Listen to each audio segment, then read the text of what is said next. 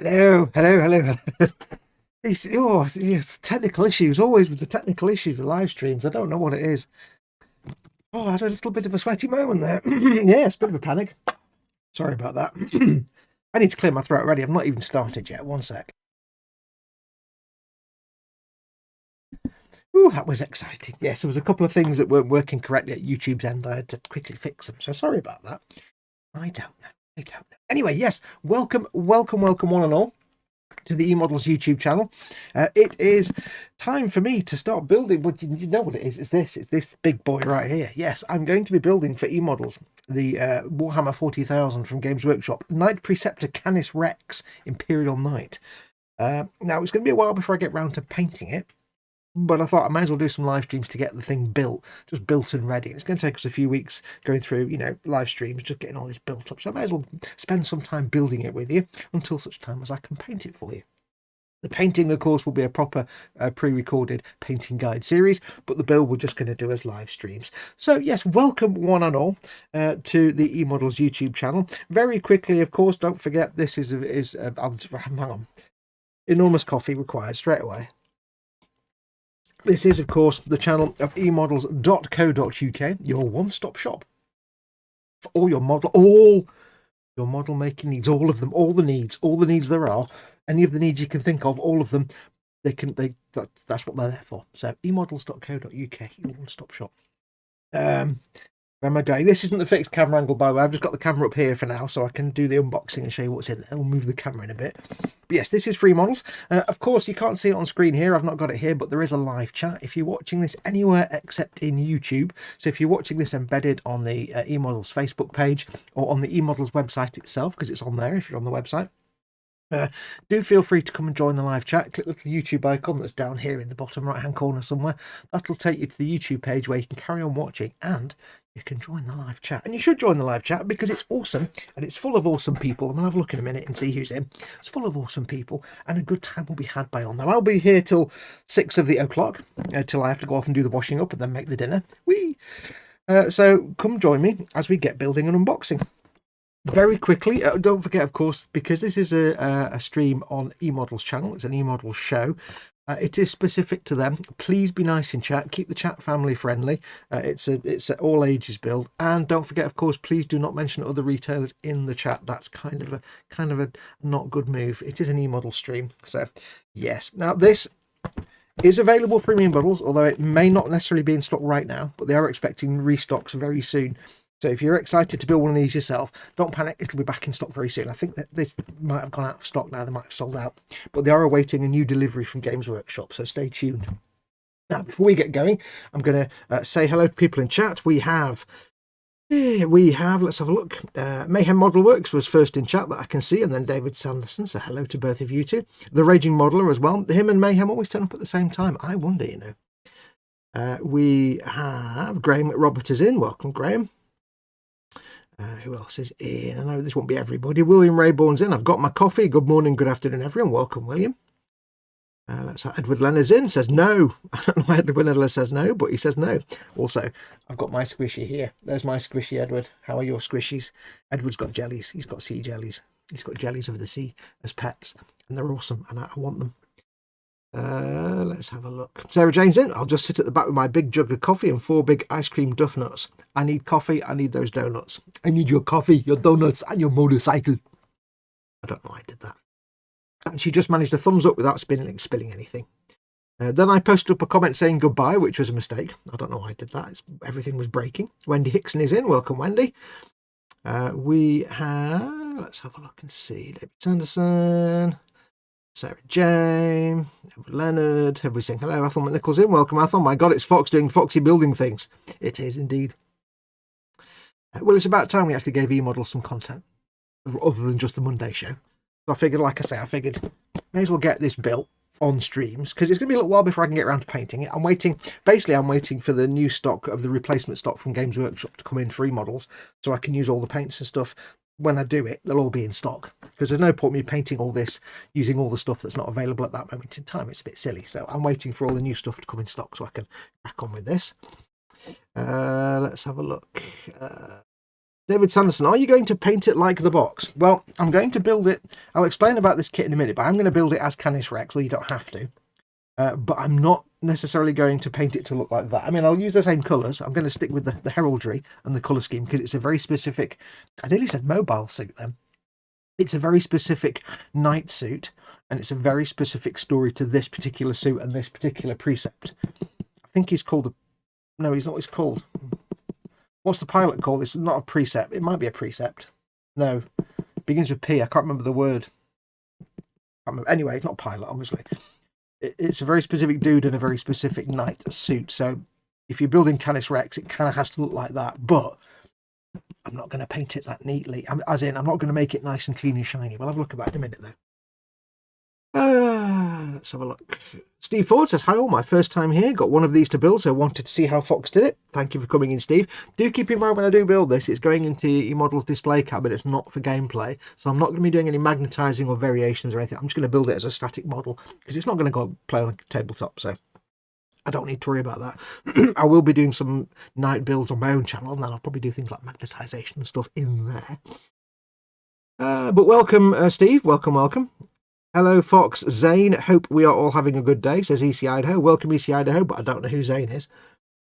Let's have a look. Who else do we have?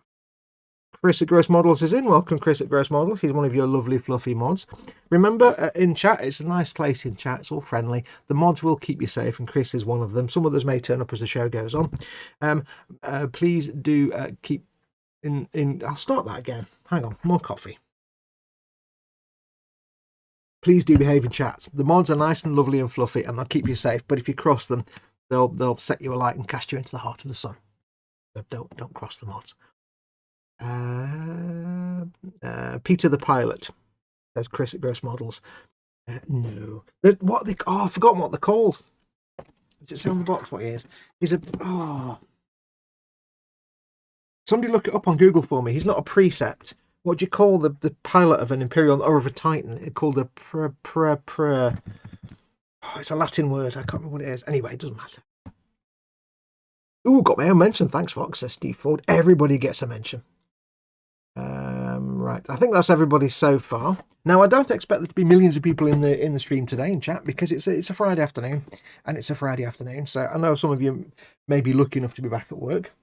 So we'll see how it goes. I've got to clean my glasses because I've got a dirty great thumbprint right in the middle of my glasses.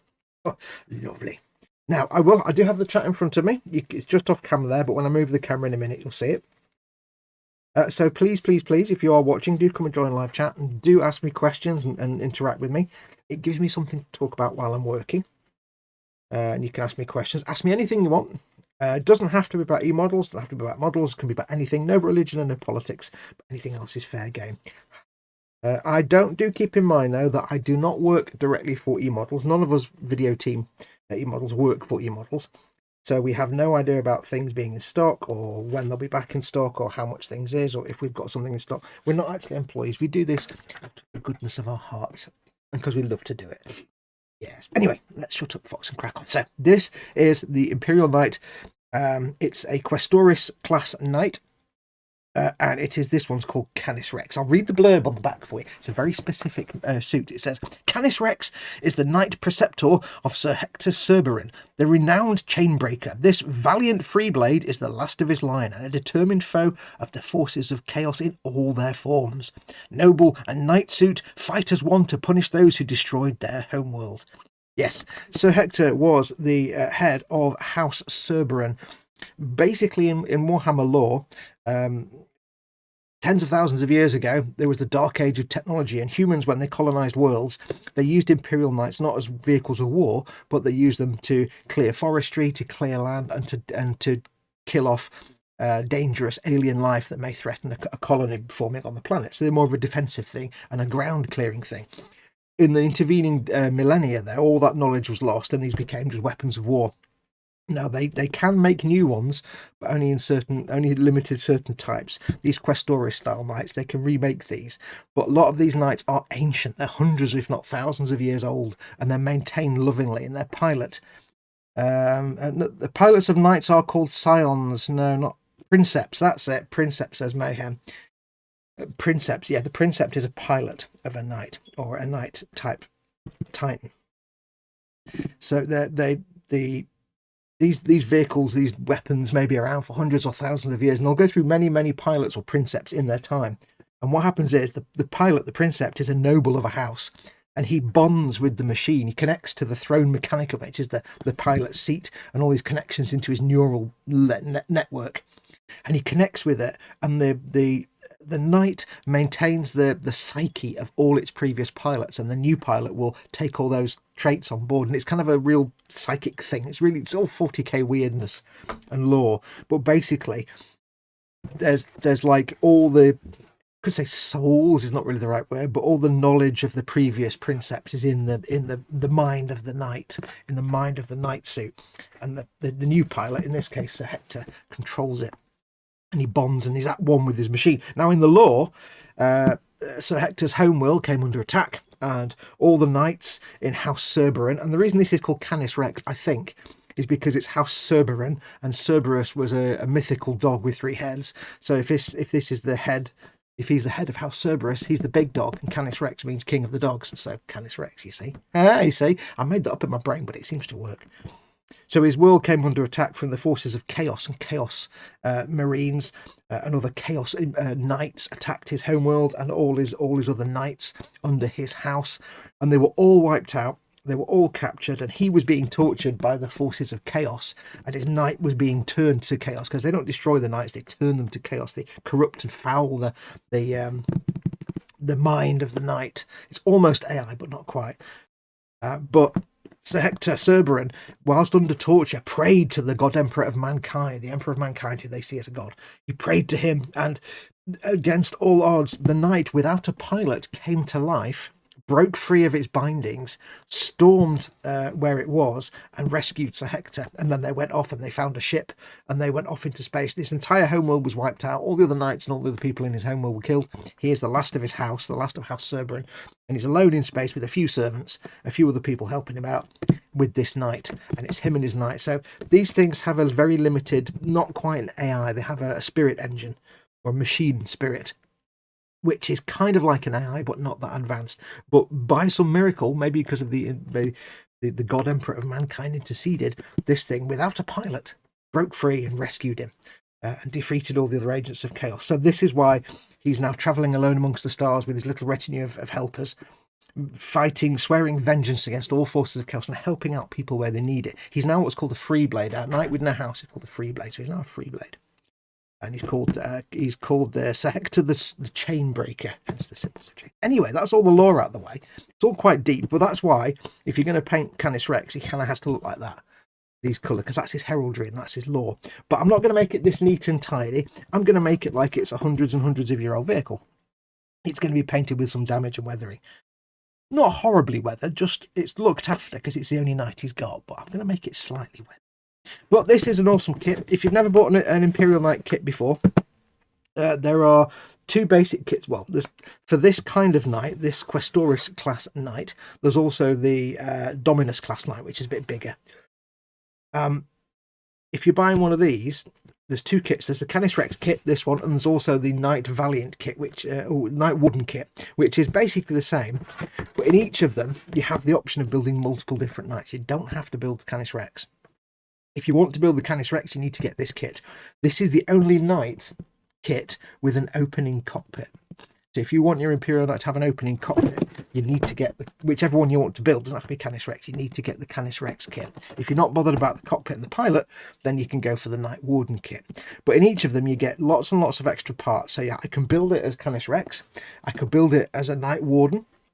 I could build it as a Knight Crusader, a Knight Paladin, or a Knight Errant. The only difference in all these is the weaponry. The Errant has a flamer and a chainsword. The Paladin has a big cannon and a chainsaw. The Knight Crusader has a multi-gun and a big cannon, like a chain gun, and the Warden has a chain gun and a big slappy fist.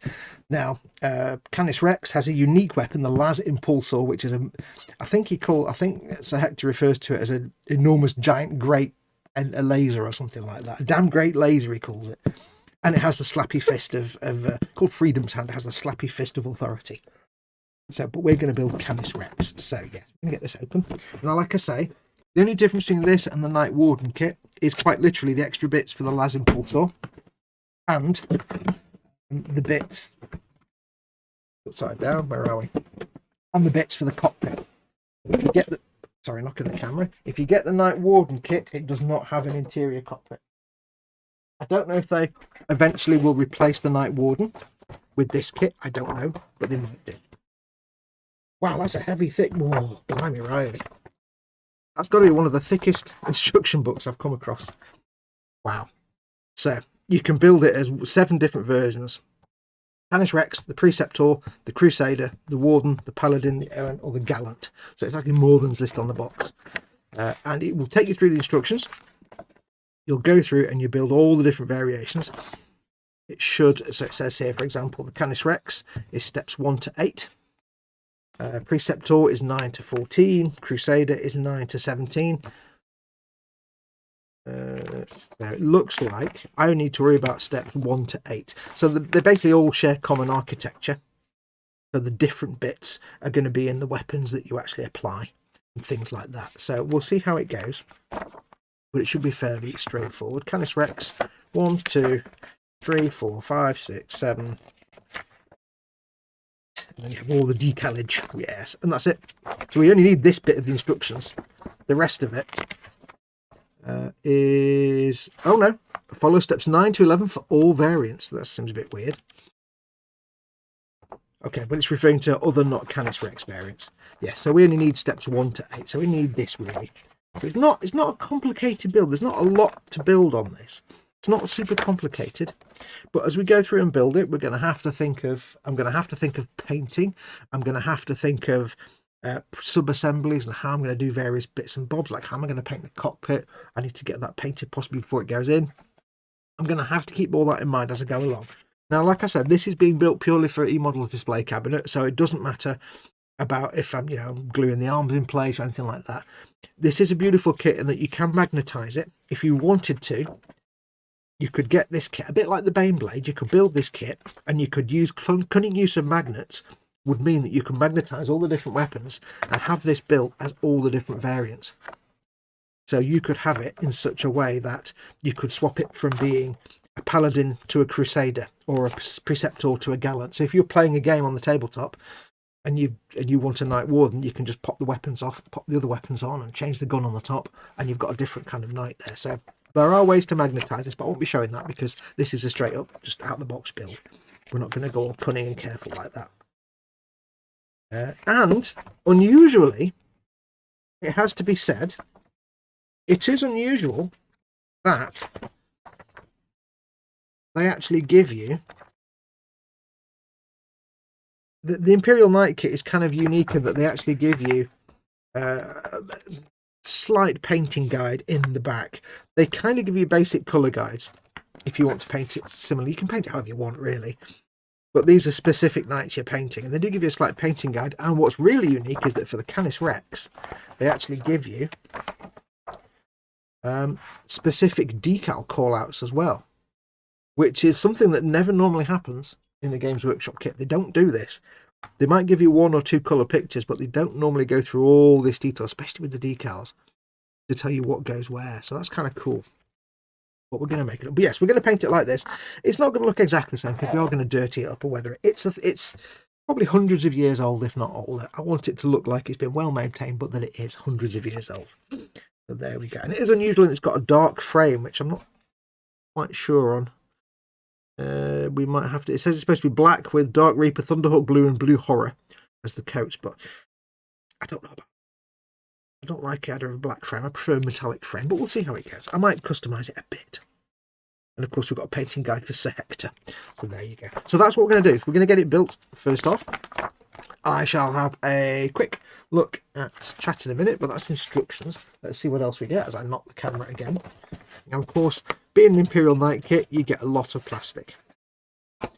You get all of this, all of this, all of this, all of these, all of these. You get the base. How low can you go? And you get a little base for Sir Hector. Of course, the decal sheet, which I'll get in a second. Oops. But in terms of the parts, they are standard Games Workshop, beautifully sculpted, crisp, clear, detailed parts. If you've never built a Games Workshop kit before, save for one or two of the really, really old ones, they are a joy to build. They're a joy to paint. They're designed to be overly detailed and have over-etched, raised details on them, just because they're more likely going to be brush painted. Joy to paint. They really are. They just lend themselves perfectly to brush painting. Now, what we have here, these are all the standard sprues, I think, for Imperial Knights. This is your standard sprue stuff. This is what you get in the other Night Warden kit. It's not a complicated lots of parts build. And then we have a specific sprue. The difference between this and the Night Warden kit is we have this sprue here, which is all the extra bits. You have a cockpit, which you've never had before. You have the Las Impulsor, and you have parts for Sir Hector.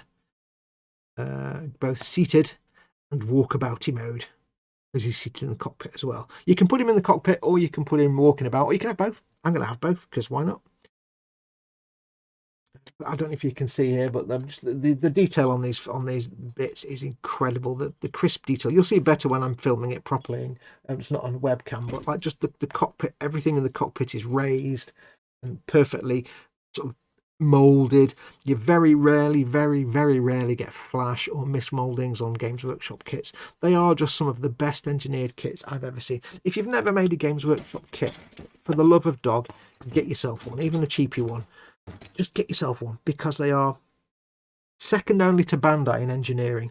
They are the glue together kit equivalent of Bandai in terms of engineering and precision and quality. They really are beautiful to make and paint. So that's all the bits. Let me put them back in the box.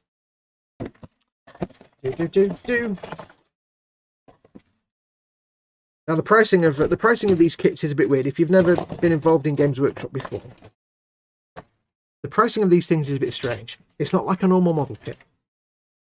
In that, a normal model kit, the price is determined based on, how big it is, how many parts there are, how much it costs them to manufacture it. Games Workshop's a bit different. We'll have a look at that in a minute. Games Workshop's a bit different. The price of a kit depends on, partially on how big it is and how much it costs them to make it, but it actually depends on how expensive it is to play in the game. So, for example, an Imperial Knight or a Baneblade tank or something else might be, 70 or 80 quid, whereas a Valkyrie flyer, like a troop carrier, is a bigger kit and more complicated but costs less. Because an Imperial Knight, if you're playing the game, the tabletop game, you have so many points and you have to use those points to allocate all your troops. You can have, if you've got 2,000 points, you can have 2,000 troops worth 1 point each, or you can have 4 troops worth 500 points each, or whatever you want to do. You can balance it out. You have a set budget for points. Imperial Knights are quite expensive in points, so you can't have a lot of them in your army if it's a 2,000 or 3,000 point game.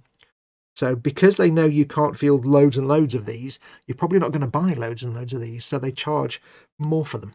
Whereas if you've got a kit that's inexpensive in the game, like a Valkyrie or a tank of some sort, you may be able to have lots of them in games, so they want you to buy lots of them, so the price is less. So when you're buying a Games Workshop kit, do keep that in mind. The price doesn't necessarily tell you how complicated or detailed the kit is or how big it is. It's very weird, but it kind of works out. Now, in the case of a knight, you're actually getting a really big, nice honking kit. It works out really nicely. You do get a lot of plastic for your money, so it kind of works out quite nicely. But yeah, it's kind of weird to get your head around it. Sometimes a big, massive model can be cheaper than a small model. You get there. You figure it out in the end. But in the case of this knight, it's more than worth it. Because you can build, if you were to magnetize it, you could build all 7 variants out of this one kit. We also have the decal sheet, beautiful details for all the different knights. You've got the Canis Rex specific ones, you've got ones for House Terrin, House Hawkshroud, House can't read that one, Cadmus, House Canis, and House Raven. There's different knight houses from different planets and different worlds, and all different markings that mean things to them. But this is going to be this is a free blade, so he's got his own specific markings. And if he's a free blade, it means he can go with any army. He's not beholden to one specific house or army. Lots of decals. Now I have to say, again, if you've not built a Games Workshop kit before, GW decals are second only to proper cartograph decals. Cartograph decals are just the best water slide decals in the world. If your kit's got cartograph decals, often Revell kits often have cartograph decals. If your kit has cartograph decals, they are the best in the world. No one comes close. The one that does come closest, bizarrely, is Games Workshop.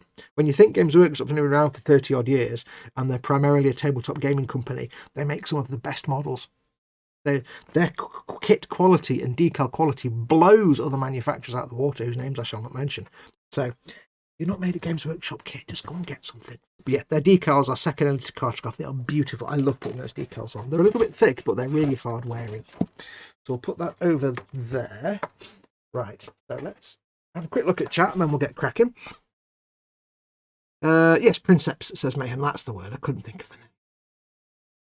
40k Universe Titans and all massive war machines are powered by AI, but only the most adept can operate the machines without having a meltdown, says Mayhem. Yes, they're not...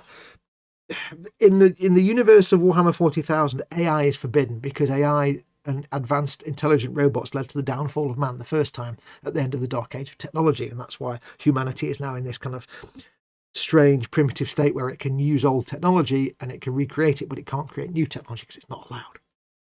So AI, the sort of the hardware, the software in Imperial Knights is about as advanced as AI gets. It's not quite true AI, but it's not dumb enough to not. It just kind of skirts the line. But in the case of Canis Rex, it seems to something weird happened. Nobody knows.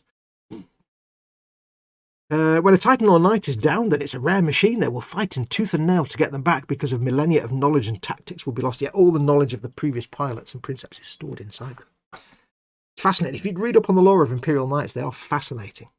A lot of the Warhammer lore is so deep, it's fantastic.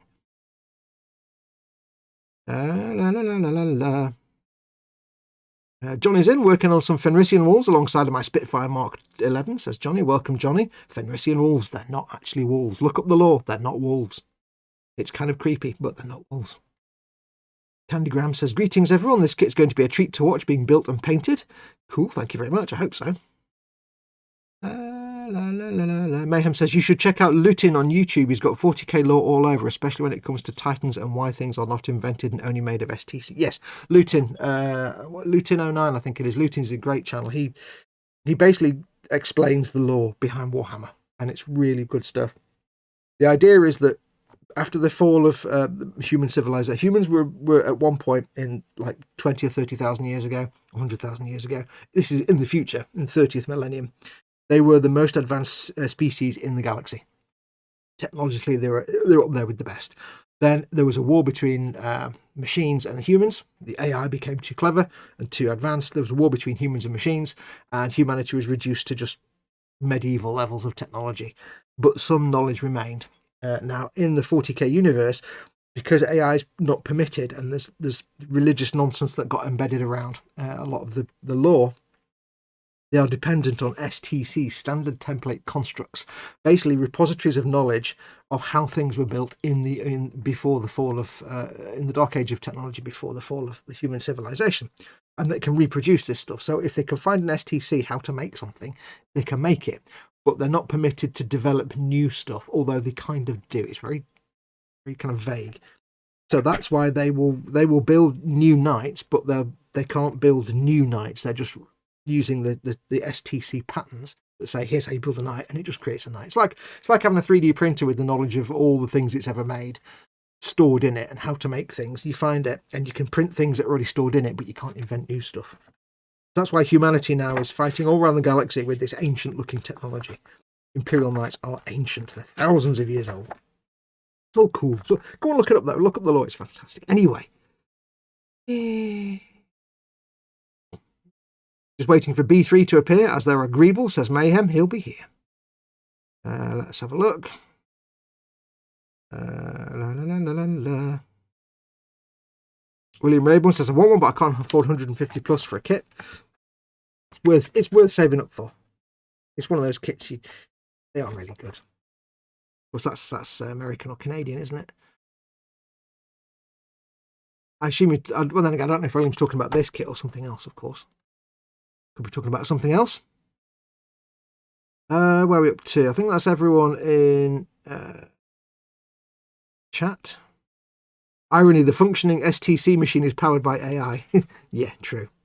The whole lore of how stuff was made in the past reminds me slightly of the TV series Tripods. I don't remember enough about Tripods. But yes, it's quite fascinating how they're not supposed to invent new things. They can only recreate old technology using the STC template patterns, but they kind of do new stuff. Occasionally.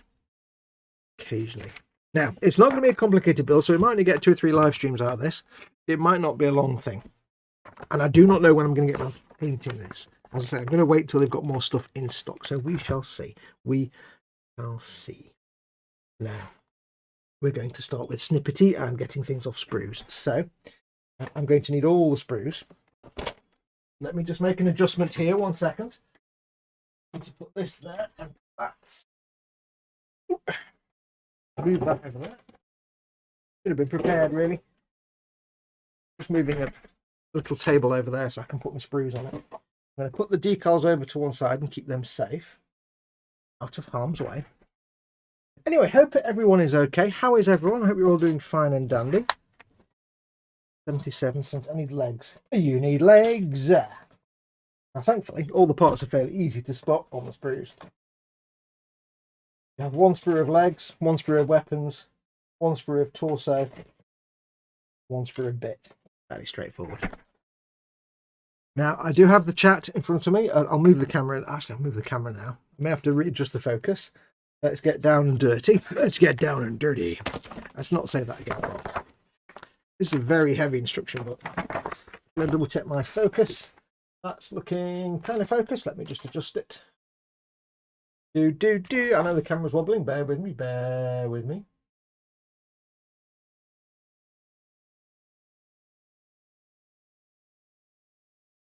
Probably about right. Where's my centre point? That's not bad, actually. That's a good guess, that, Fox. That was a good guess. That's a pretty good guess, that. Right, so let me know if it goes out of focus. I think we'll be fine. I've got the chair in front of me. If you want to get my attention, please do. Give me things to talk about. Please put your comment in big fat capital letter, because once I've got my lenses down, it's hard for me to actually make out the chat. So put your comment in big fat capital letters.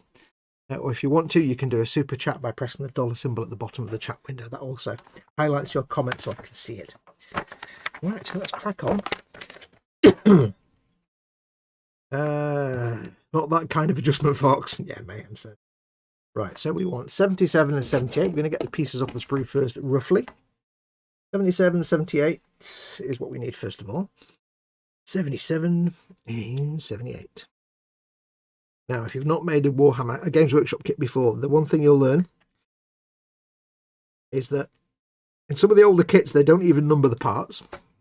You find your way through it eventually. But unlike Bandai kits, where they're all laid out logically on the sprue, you don't get that with Games Workshop. They're all over the place. 75, 76, 78, 77, yeah. So you may have to do a bit, you'll find me doing a bit of hunt and peck typing, but for sprue pieces. I'll be hunting around for bits that I'm trying to find them on the sprue. But yeah, there might be a bit of a cursing and swearing going on. So 76 and 70. And I didn't even need that part. I needed 76 and 78, you fool. With that. 77 and 78. I got the wrong pieces off the sprue anyway. Great start there, folks. Well done.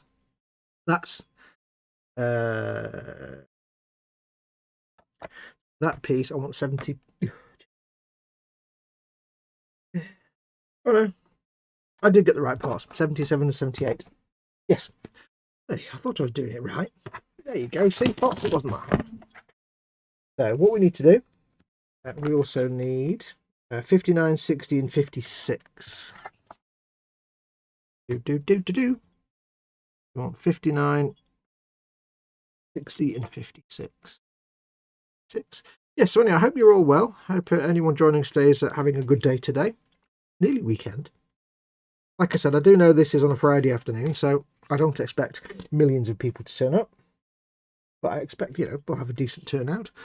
59 and 60 are the little gibbety points here, so we'll get them snipped off.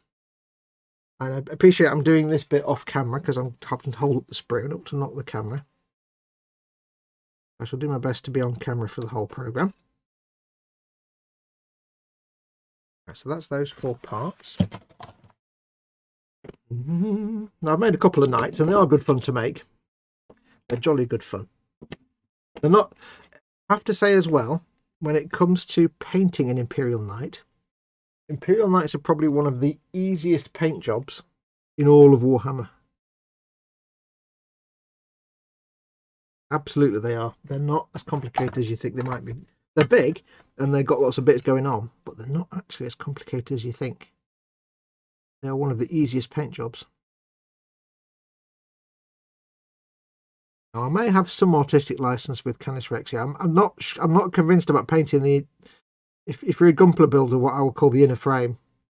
I'm not convinced about painting the frame under the armour black. I don't know about that. I don't know about that. Not that sure. That's a nub. I'm going to clean off all the bits so far. I don't know if I'm going to do that black. I don't know. I'm going to do that. It doesn't seem to make any sense to me. But we'll see. I might go for it. I might not.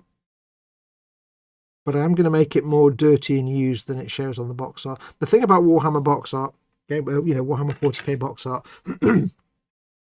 is that it's very rarely shown as worn and weathered. And even though in Warhammer lore, a lot of the technology is hundreds or thousands of years old, like every tank or vehicle could be hundreds of years old. They're never really shown as very weathered. Sometimes with a little bit of chipping on them or something. But now Forge World stuff. Forge World is the resin side of Warhammer, resin kit side. They're often weathered. Games Workshop stuff, not. But we're going to do that. Now I do have to apologise if I'm a bit sniffly. Those of you who know me know that the moment the camera starts turning on, the lights go on, I need to drink coffee. The moment the lights go on, my voice goes hoarse and my nose gets the sniffles. I don't know why. On this day, 47 years ago, I was born, says William Rayborn. Happy birthday, William Rayborn. Happy birthday to you. Why are you watching this on your birthday? You should be having cake and jelly and stuff. Mayhem says, professional as ever, Foxx. What did I do? What did I do?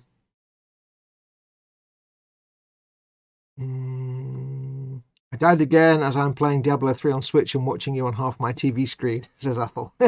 Dope.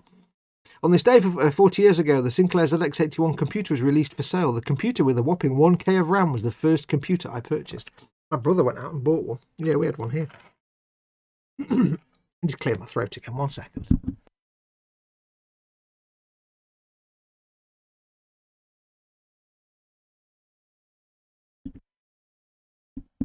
I don't know why I always get the hoarse voice the moment I start doing recording.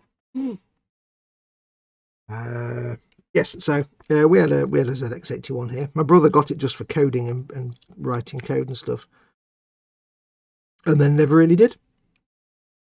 In fact, he went to the shop, bought one, brought it back, and the box was empty, so we had to go right back and say, this box got nothing in it.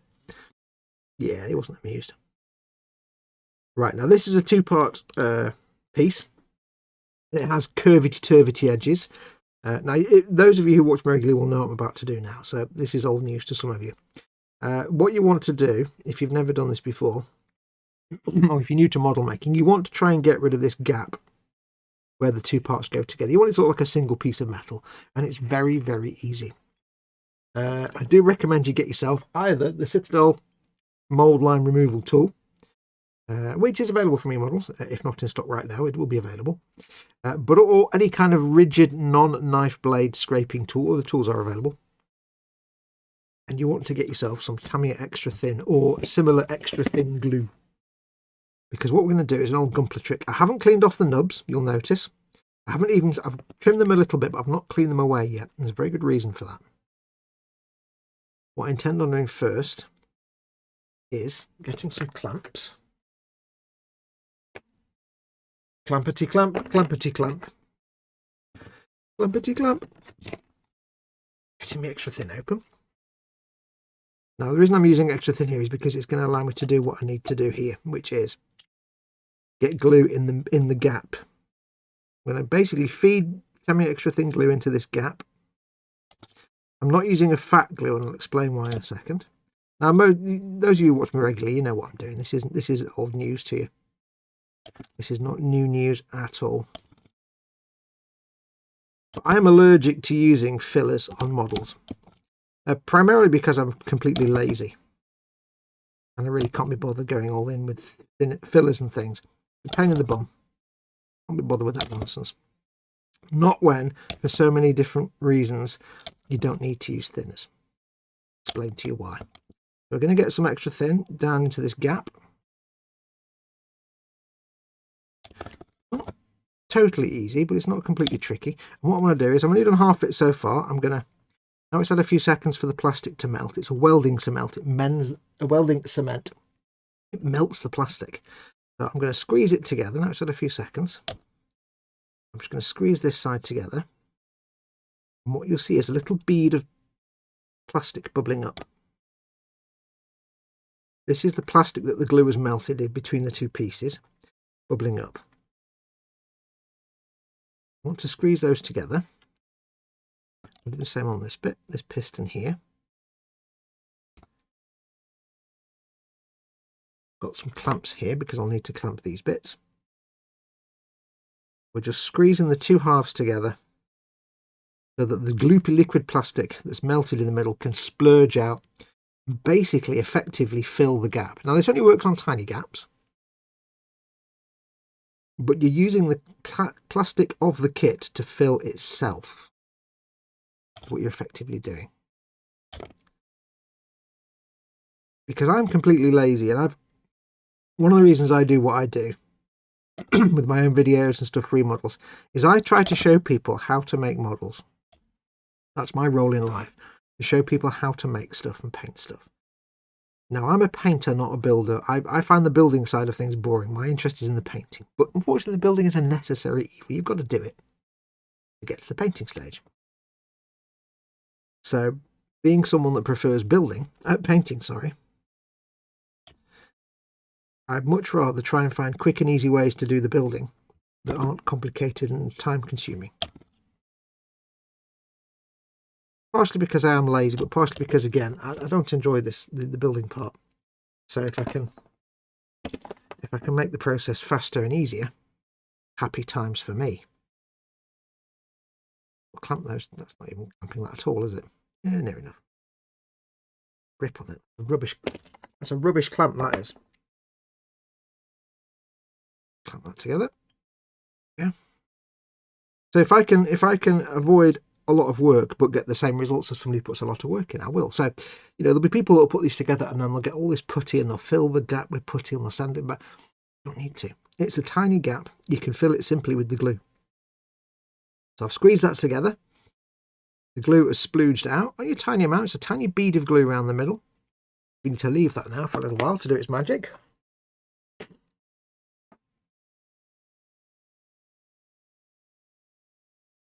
Yeah, paying special attention to these piston parts because these need to be shiny pistons later on, so you don't want to be having lots of rough texture on them. Now, I'm not going to get everywhere. I've not got down the middle of this like rubber piping, for example, because that will just make it look really messy. So I've left that, but that's fine. We've got that bit. But the reason I've not cleaned up the nubs just yet is because when this is dried enough, what we need to do is basically scrape or sand this bead of glue back. You've got basically two pieces of plastic. Let me get you've got two pieces of plastic, you put them together like that, you put some glue between the gap, that melts a little bit, and when you push them together, the glue splooges out. It fills this gap, but it also splooges out here, makes a little bead over the top, like a little rivet shape. And what you do is you sand it away, and you're just left with flat sealed surface because the plastic has expanded and filled the gap. You filled it with itself. And of course it's now bonded together forever because extra thin glue, it welds the pieces together. So we're going to leave that for a little while.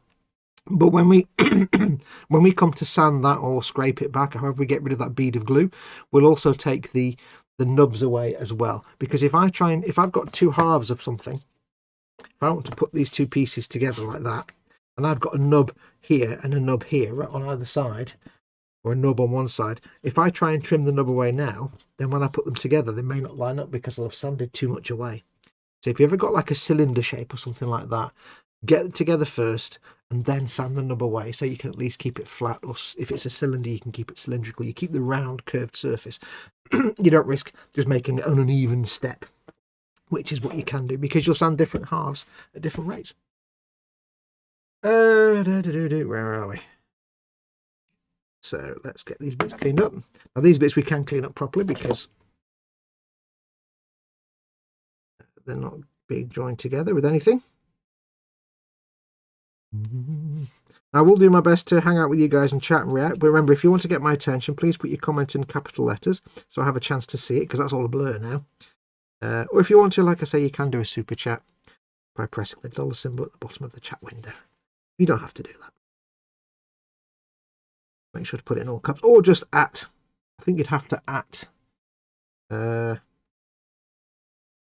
don't think I'm signed into this chat as eModels, so I don't think atting eModels will actually become visible to me. Scrape that way with the knife. We'll just use the scraping tool just to smooth that down a bit more. I don't want to particularly sand them because I don't want to sand them flat or sand them away. Scraping tool is a good way to get rid of any little tiny rough bits or nubs. I will go with a little bit of sandy just to gently smooth that off. Now these are the feet parts near the ground, so I'm not worried about making them museum quality smooth and tidy here because they are going to be covered in dirt and dust. But that's not an excuse for me to just leave them, you know, half baked. I need to make them nice, but I don't need to worry or lose too much sleep about them being perfect. These little bracing joints here. Now these are quite tricky, so I'm going to use a file for these.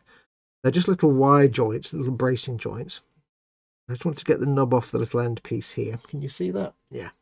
Nub off the end. I want to keep it flat. Just very gently file that, which is a very quick and easy way of getting it filed away but keeping it flat. There is also a mould line right down the middle of it, which we'll need to tidy up. If you can even see on camera how big these parts are, they're kind of tiny. Fine. They're not tiny when you compare them to some of the parts you have on the perfect grade Millennium Falcon. Let's put it that way. But the reason I'm using the file here is the file's a little bit faster than a sanding sponge, but I want to keep the edge flat and straight. So if I use a sanding sponge, it's going to curve and bend and it won't give me a flat surface. The file is rigid, it doesn't flex and bend, so I can make sure I keep that surface flat. Now there is a mould line going all the way around the middle of it, so what I need to do, come with my scraping tool, just very gently scrape that mould line away. If you haven't got any kind of scraping tool, be it the Citadel one or any other tool, get yourself one. They are a godsend. Not only are they great for getting rid of mould lines, little raised mould lines you get on things very quickly. They're also good at leveling, flattening. If you do get a step in two pieces that go together and they're not quite level, flattening them out, you can do it very quickly. But the godsend of these is because it's a rigid steel blade and not a flexible scalpel blade, it leaves a very smooth surface that doesn't require or requires very little, if any, sanding afterwards. Like that, I could leave that as it is now, but I'll give it a quick tickle. If you did that with a knife blade, the knife blade can skitter and jump and bend as it goes along the surface, and it'll leave imperfections and scratches and scrapes. Whereas this blade doesn't bend. It's just flat. It's just a 90-degree flat edge. If I drag it along a surface, it's going to be smooth. When I did the Eagle Transporter, I had to clean the mould lines off every single bit of piping and tubing on the framework around all the modules. And it took a long time, but I did it with one of these. I did it with this. And it was a vastly faster process than if I'd used a knife blade or tried to sand it away. Because I didn't have to do the cleanup. I literally went around the edge of the tubes and it got rid of the mould line, and I didn't even have to sand it. Clean it up. So it does leave a wonderfully smooth surface. And you'll see later on when we clean that, we're getting rid of glue beads. You just like that, and it will give you a nice smooth surface. It just avoids any of the scrapes and scratches that knife blades can put in there. Some people are happy using knife blades, and that's fine. There's nothing wrong with it. It's just, again, with me being... I wouldn't say that I hate the building part of the process. It's not that I'm not interested in the building part of the process. I do enjoy sometimes the build, part of a build. I enjoy building Games Workshop stuff because they go together so well. But it's not what I'm here for. I'm a painter. I'm a painter and weatherer. I'm really here for the painting and the weathering. I'm not really here for the building. To me, it's a necessary evil. But I will sit and suffer. I'd rather avoid it if I could. Right, so what I can't do yet is clean up. I need that glue to set for a good while yet. So what I'm going to have to do is put that there. We'll skip ahead a little bit. I'll get all the bits I need because we've got to make our leg. Then we've got to make our other leg. But we need that to dry for a while. So I'll get these two pistons cleaned up and I'll get the foot cleaned up as well. We'll get all these bits together and then we'll move on to getting all the bits ready for the next leg. And then by the time we've done that one, we can go back and clean that one up. So we need parts 57, 58 and 55. But it is important that I keep these separate now because they're chiral. There's a left and right. I don't want to get my left leg on the right foot. Yeah, that's not ideal. 55. Foot of the Titan. 55, 57 and 58. 57 and also 58. Where is 58? So it's 54. 50. Doesn't help that they're not in actually any order. 57 is there. Big piston, yes. 57 and 58, which is there. I have it. Ich haben.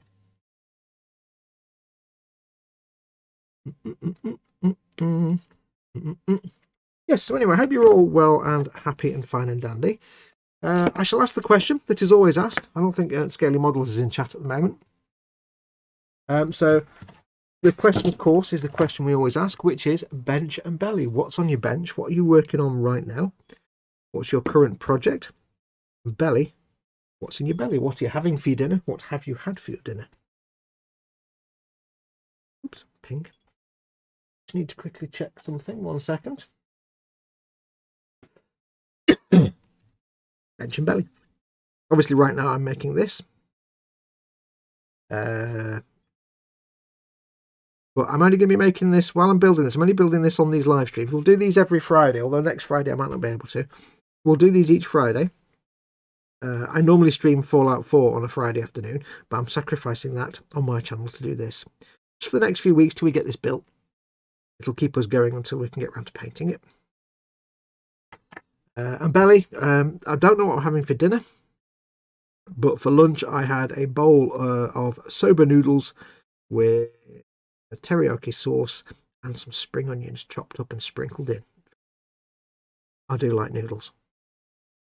They were instant ramen noodles, proper soba noodles, but like instant, you know, pack it with sauces and stick them in a pan. Cook them properly, not pot noodles. They were proper Japanese soba noodles. That was very nice. Full of noodly goodness, yes.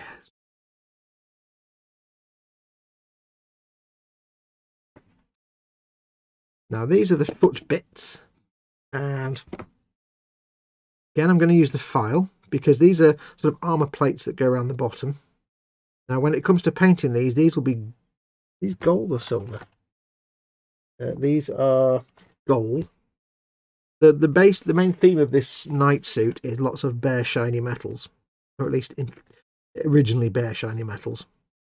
So, unlike a normal knight, which I could make really, really battered, I want to have some neatness to these. So I don't want to tan them so that all these bits become, because this will be gold. These bits will be shiny gold trim. Now they will be covered in mud and dirt because they're on the floor, but I still want them to stand out a bit as shiny gold trim.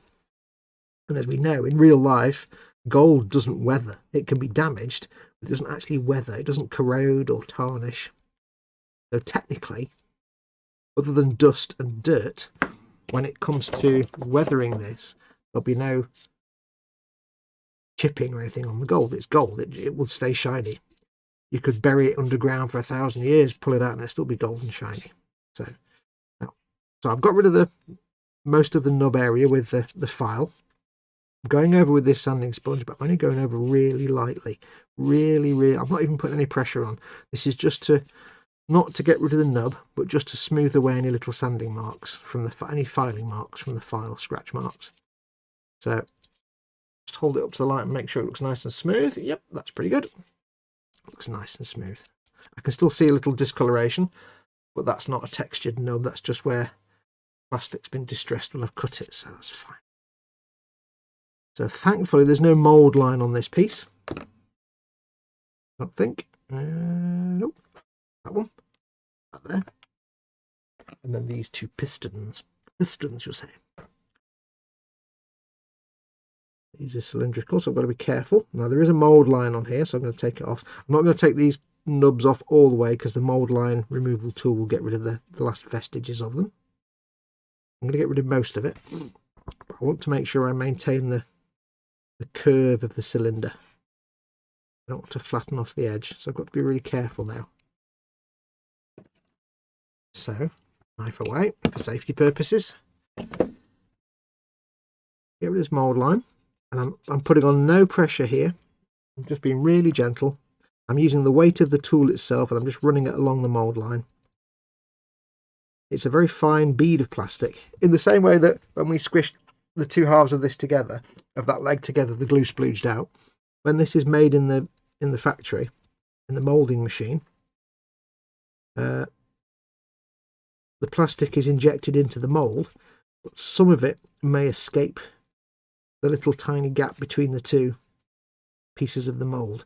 A microscopic little strand or bead of plastic, so it's very fine, it's very tiny, and you don't need to scrape violently at it. It'll just a gentle rub from the removal tool is usually all you need to get rid of it, and a quick little sand from a sanding sponge.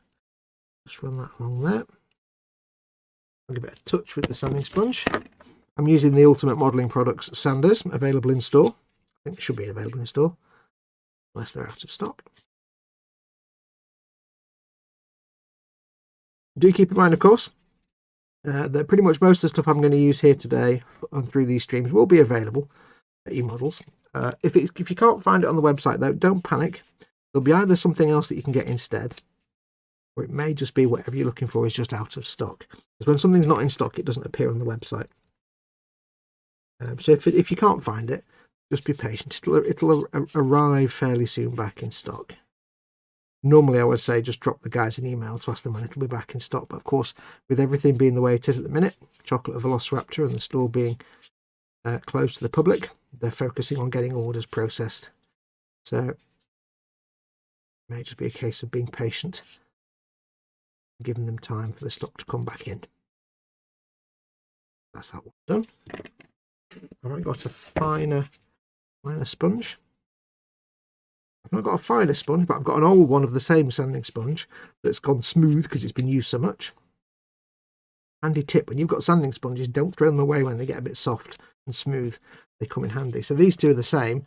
This one's fresh, this one's old, this one's got a bit of texture to it, this one's smooth, this can polish that. This can do the sanding, this can do the polishing. I do have polishing ones, I just haven't got them here to hand right now.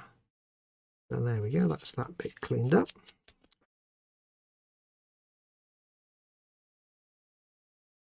Now there is a mould line. I don't know if you'll see on camera. There's a little sort of ribbing here on this piston housing. There is a mould line down between those three ribs. And I can't get this tool in there to clean that, and I can't get the sanding sponge in there. So this is where my scriber, my Tamiya Mark II scriber comes in, because I can get this between the little raised bits, and it's not going to be perfect, but I can use it just very gently to scrape that mould line away a little bit,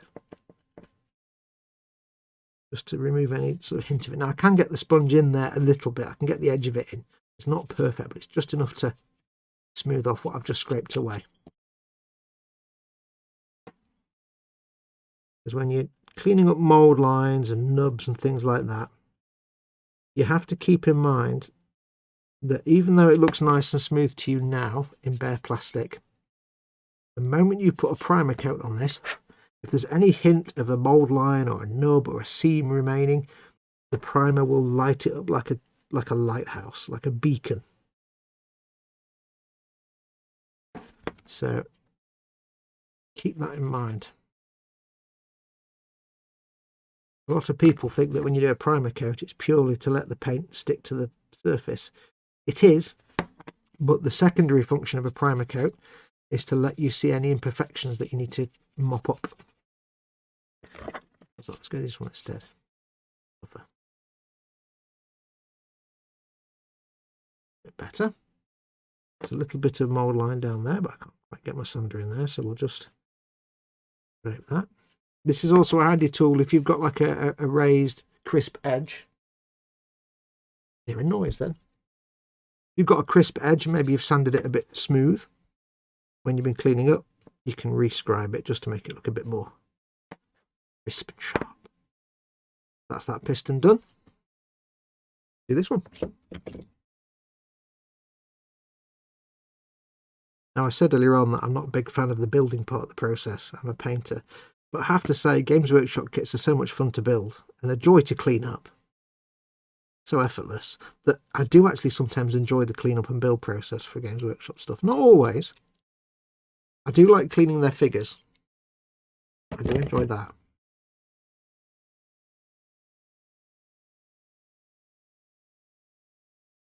But like if you give me a a tack-on tank or a dragon armored vehicle or a plane kit or something like that, I'm not going to enjoy the build part because it holds no interest for me.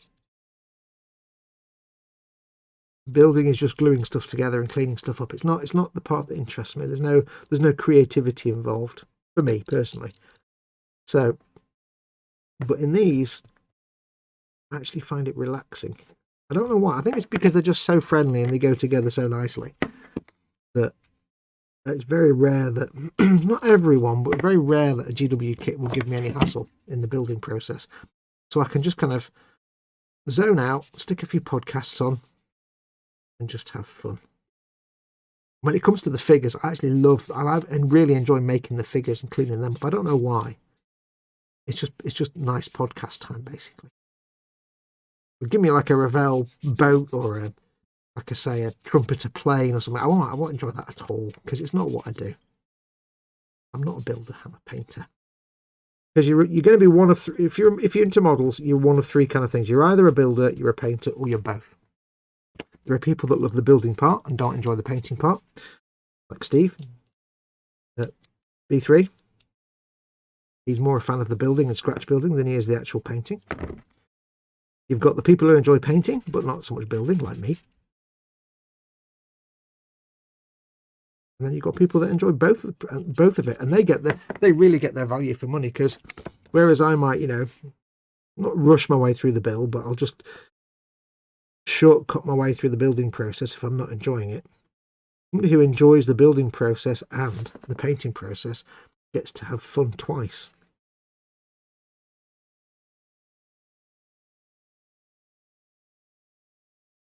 Not always the case if you prefer one over the other.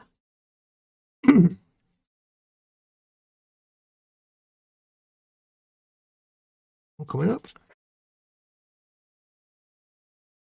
If I have missed any little mould lines and stuff, I'll see when I prime it.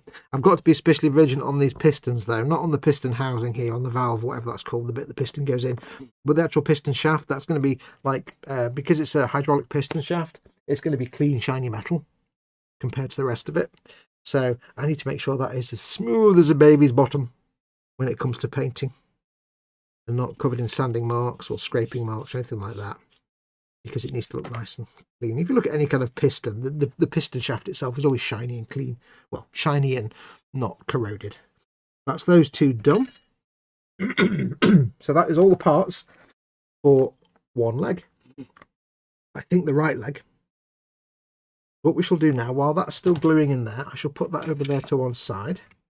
All the bits for that leg. I shall put it over here. I shall have a swig of the coffees and have a look at chat. I shall wipe my nose because I've got the sniffles. Of course I have. I always have the sniffles. Ah. Quick look at chat. La, la, la, la, la, la, la.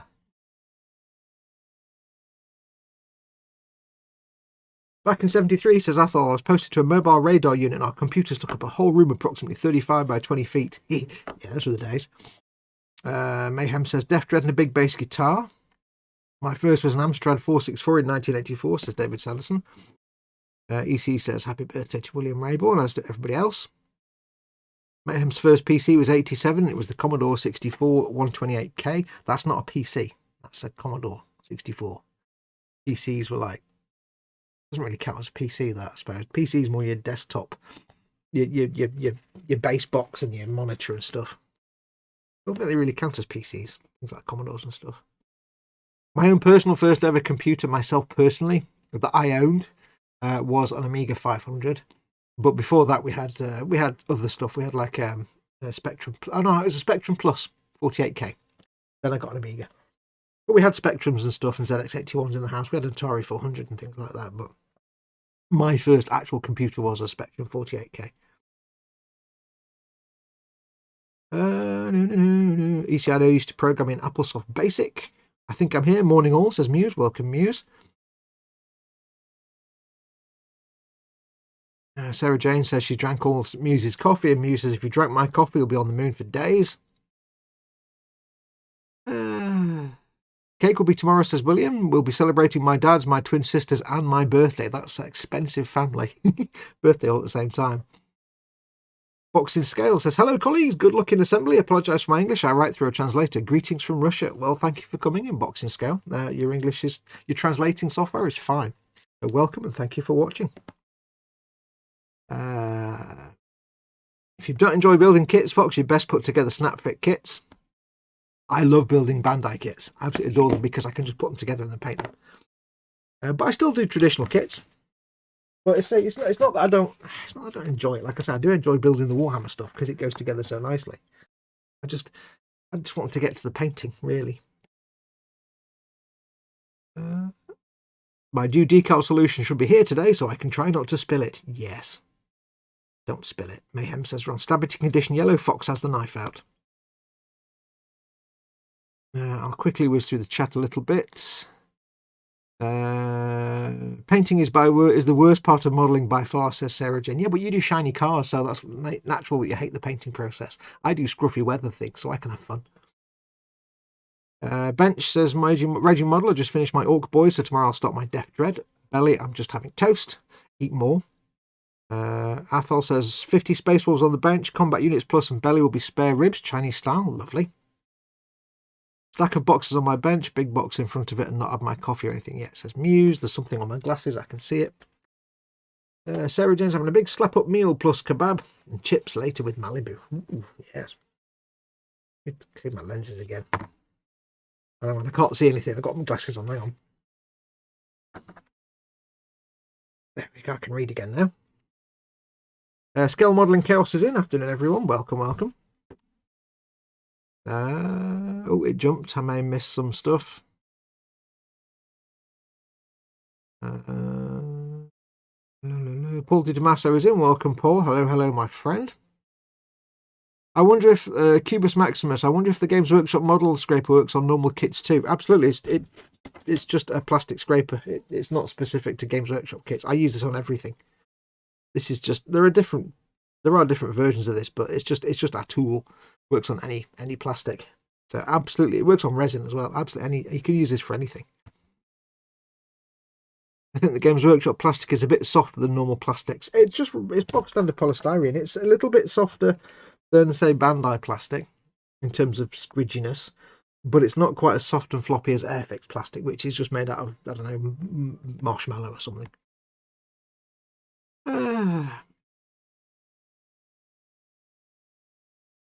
But yes, you can use it on anything. I use it on Gunpla and on all kinds of kits. I had a Spectrum 128K plus 3 disc drive version, which is still my parents' loft. I actually threw out a Atari 400 a few years ago, and then about a month later I was like, oh God, why did I throw that out? I could have sold that. I kind of wasn't paying attention, just kind of threw it out. So.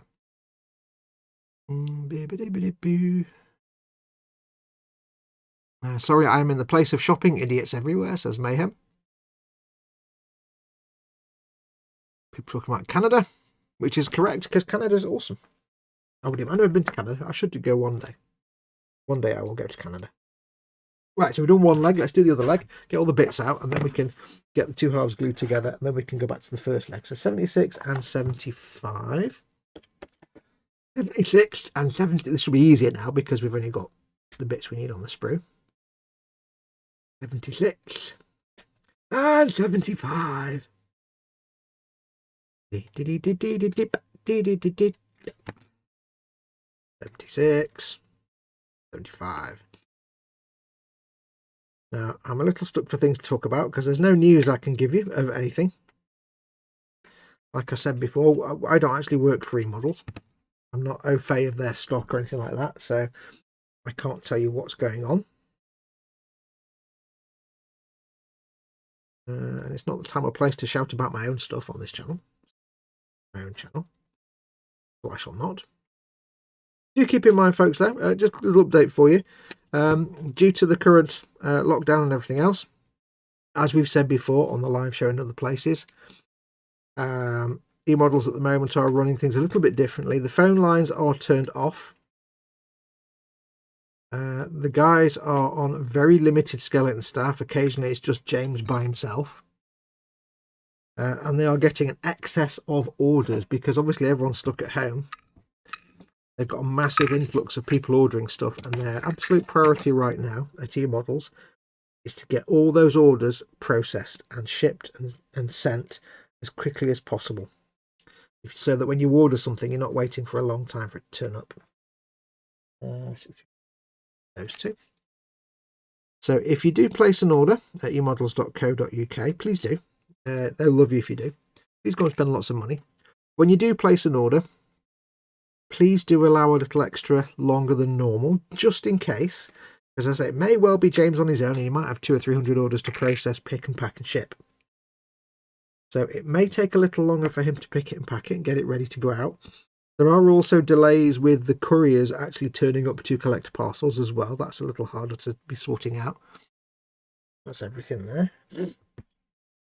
So just be a little patient. If you get a notification saying your order is ready for shipping, please don't assume it is. When they pick and pack an order, the system automatically puts it into your order is going to be shipped. Here's your tracking number, because that's normally what happens. It's like the same day. So it generates a tracking number for you. However, if you get the mail saying you've got a tracking number, please don't assume that you actually have a tracking number. It won't work, because it's just the system automatically generating that. It doesn't mean it's been collected by the courier yet. So allow a little longer than normal, just to give the guys time to do what they need to do. Don't know where that went to. Never mind. And if you do need to, please avoid, if you've been waiting a day or two, please avoid chasing up your order by email. They've turned the phones off because they haven't got time to answer the phones or take orders over the phone, because again, trying to prioritize dealing with the orders they've got. But if James is sitting there all day taking queries via email, while he's doing your email, he's not packing your order. So again, a gun, that, isn't it? Again, Just be patient. It may take a day or two extra, so just be patient. If you've placed an order, it will get processed, it will get packed, it will get shipped. Don't worry. If there's any kind of problem with the order, eModels would contact you anyway. So if you place an order and you don't hear anything from eModels, just assume it's being sorted out. It's just taking a bit longer than normal. Because like I say, if everyone places an order and then sends James an email saying, I ordered this thing a couple of days ago, I've not heard anything back, where is it? That's James not dealing with orders at that point. He's spending all day answering emails. It means everybody else gets delayed even more. So just be patient. It'll get done. Like I say, if there was a problem with your order, they'd give you a shout and let you know anyway. And also, if you can at the minute, eModels takes great pride in answering queries via email as much as possible. You know, when will this be in stock? What paints do you recommend for this? What do you suggest for this, that, and the other? Advice and stuff. At the moment, they've just asked that you kind of, if you need to mail them, only mail them if it's an emergency, like related to your order. If it's an absolute necessity, I can get the word out then. Only email if it's an absolute necessity.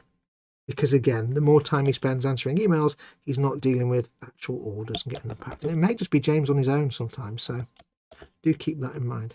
Be good to him. Be good to them and they'll be good to you. But the phones are turned off, so, you know, purely so he's not having to answer the phone all day. Hopefully soon everything will return back to normal as quickly as possible. And that's the thing. It's quite tough for them at the minute because, you know, eModels do pride themselves on dealing with orders quickly, getting them all done and dealt the same day, if possible. And resolving any issues, dealing with any queries as quickly as they can. Seamlessly as they can. That's what they pride themselves on. That's the service they've delivered for years. I'm going to sneeze. I might sneeze. I'm going to sneeze. Hang on. Is it going to? I'm going to sneeze. I don't know. It's there. It's on the cusp. Oh, I may suddenly sneeze. You know when you got a sneeze and it's kind of half in, half out, and you don't know what's going. Oh, yeah, it's right there, right now. Kind of sticky. I don't like that one. I don't like that one. There's me clamps. Oh, there's one. Let me find a clamp. I know I'm knocking the microphone. Clampitations. Yeah, so it is quite frustrating when they, you know, they're not getting orders turned around the same day. Not all the time, but it does happen. Especially if, you know, they get all the orders packed and picked and the courier doesn't turn up. It's like, because of course the couriers are on reduced service because they've got reduced staff. So just be patient is what we're saying. Be sensible. And try not to email them unless it's absolutely necessary.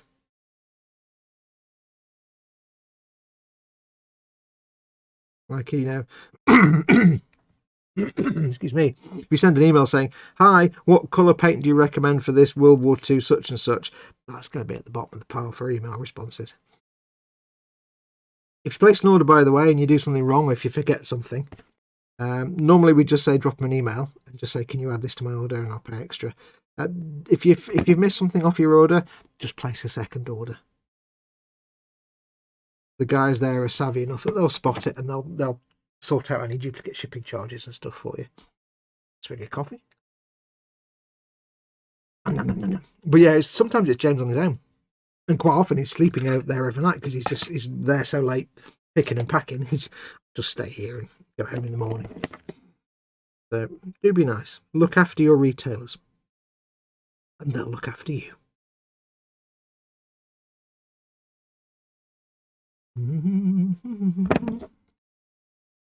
Now there is some news, but I can't talk about it yet, so I won't. That was a real non sequitur there. Didn't go anywhere, but there you go. What else can I talk about? I'm having fun at the moment. My dear friend Paul from Team Inept and Glued to the Sprue very kindly gifted me a year's subscription to Disney Plus.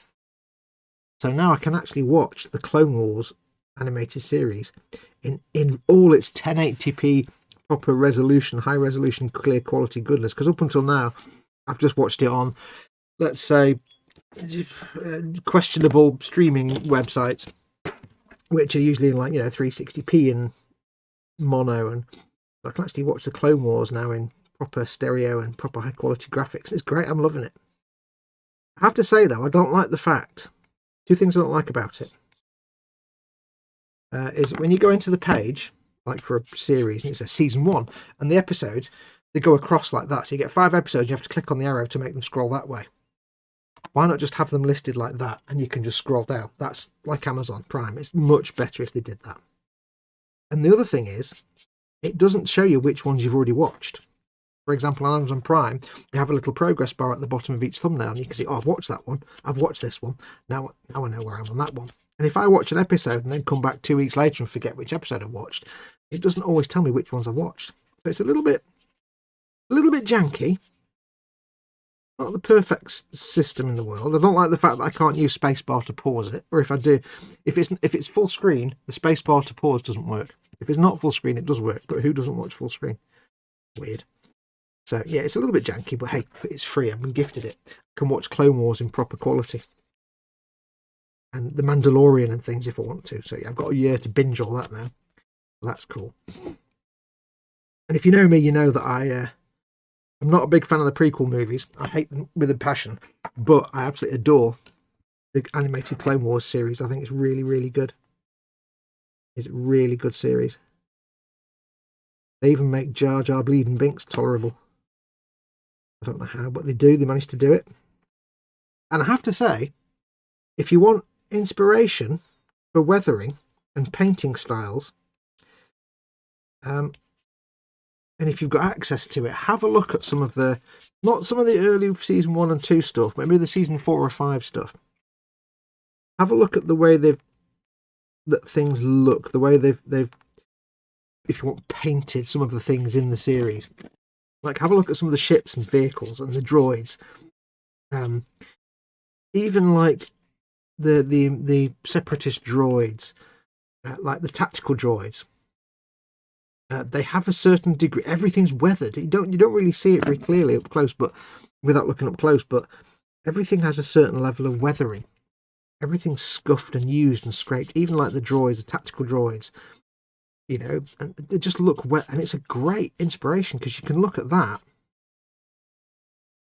I've found myself watching episodes of the Clone Wars and thinking to myself, I know exactly how I paint that. I know exactly how I get that effect. I know, I just wish people actually made decent models of some of the stuff in the Clone Wars, like a tactical droid, you know what I mean? And I don't mean the tabletop scale Star Wars game, because that's all a bit too small. I mean, some of the, you know, the bigger, smaller scale models, bigger models. I would pay all my kidneys for a 1/9 scale tactical droid. That'd be great. Or 1/12 scale. Be fantastic. I would sell all your kidneys happily for that. Let's get this cleaned off.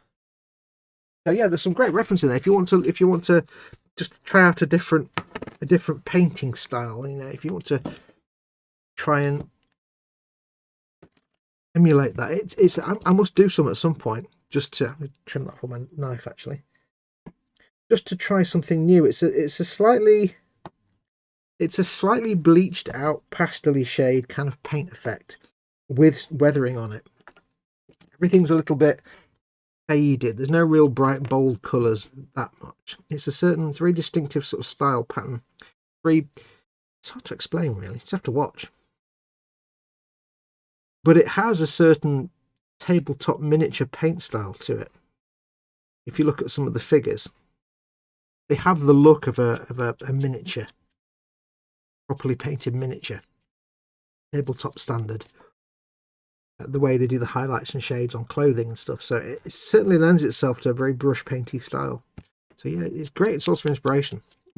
Two great things to inspire you if you're wanting to get some inspiration for scruffy weathered painting are the Clone Wars for muted subtle weathering, and Borderlands for, well, 3 things. What did the Romans ever do for us? 3 things. Clone Wars series, animated series, for that kind of muted pastel weathering effect. A used but not worn too much kind of effect. Borderlands for comic book style, not cell shaded, but comic book style ink and watercolor style weathering and painting. It's quite interesting. I'm going to do more Borderlands style paint jobs on some kits because I just love doing it. Using actual ink to do the outlining is quite good fun. And then there's Fallout 4. Just I've said it before, the loading screens on Fallout 4 are a great resource, whether you're on PC or console. The loading screens can be a great resource because you can, when you go to a loading screen, you have a model in front of you that you can spin round and move with the sticks. They're a great resource for looking at how they've modelled rust and specular highlights and shiny bits. Like when you sometimes see, say, a model on the screen of a laser rifle or something, or a plasma rifle or something like that, you can see how some of the rifle is shiny and some of the rifle is matte and weathered.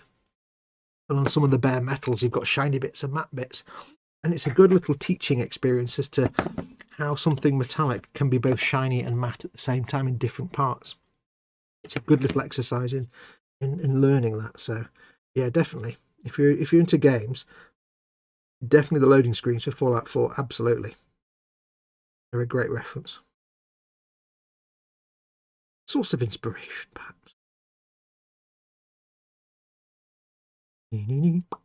Like, look at the pipe rifle. I don't know if you're on a loading screen, you occasionally see like a pipe rifle. And they're like made out of wood and metal tubes and pipes, but they're obviously like rusted and corroded because they're like whatever, steel or something, but they're not stainless. And they look fantastic because they're clearly metal, yet they're all brown and rusty orangey tones, but with a certain dark grey tone to them. And then when you move them around with the sticks, they have a certain point at which the light hits at a certain angle, and you get this orangey grey dull matte metal suddenly has a big fat specular highlight on an edge or a corner or a little patch where it's perhaps been rubbed smooth and it just looks a little bit more shiny. And it's a real hodgepodge of matte and shiny. So yeah, stuff like that is great to look at, just for inspiration. To look at it and think, how would I reproduce that? How would I create that effect? It's simpler than you think.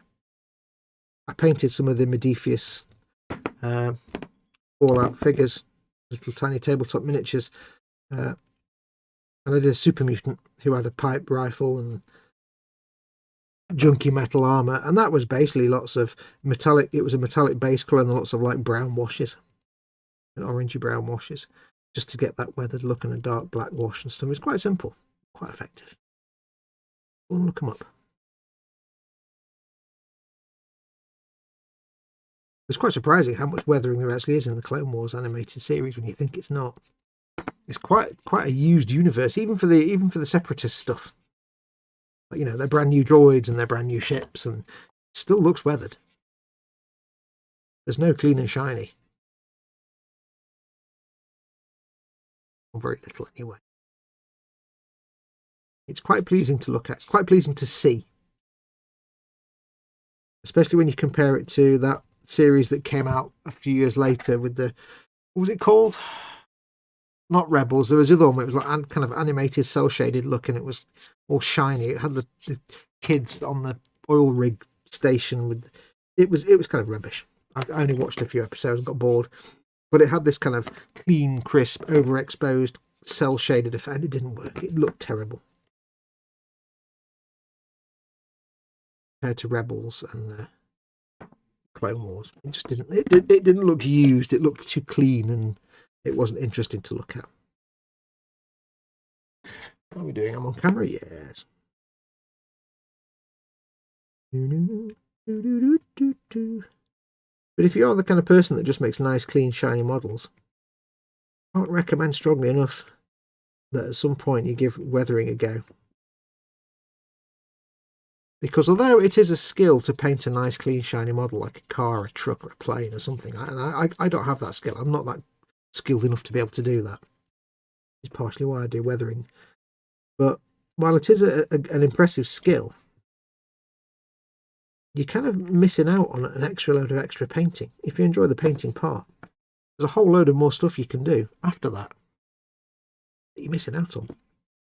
To me, it's half the process not been done. You're missing out big time. Give it a try. Give it a try. Easier than you think.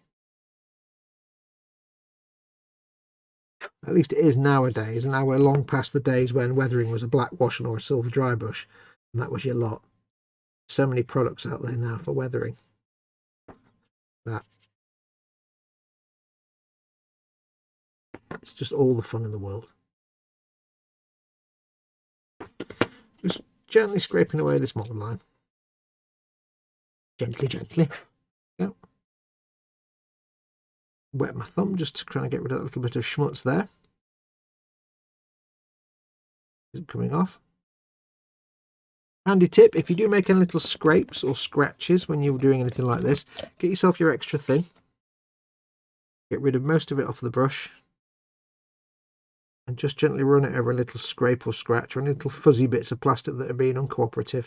Just run it over and it'll melt them back and flatten them down. That should be fine once it's primed. Lovely. And the other one is there. I thought I might have lost that. Have a quick look at chat before we do that though. Boxing scale is gone apparently. Unfortunately, I'm leaving once again. Good luck with the build. Good luck and all the best to everyone. Thank you very much for coming in there, Boxing scale. It's very nice of you to join us all the way from Mother Russia. Do come again. People talking about drinks. People will not mind all those extra orders when the end of your accounts are done. Absolutely not. Business has been booming, let's say, for eModels for the last year.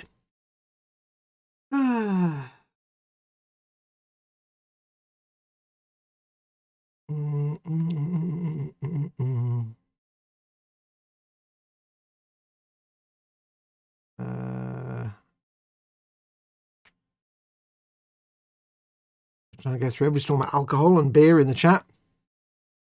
Do remember this is a family-friendly show, by the way, folks. You're all right for now, but don't get too adult in the chat there.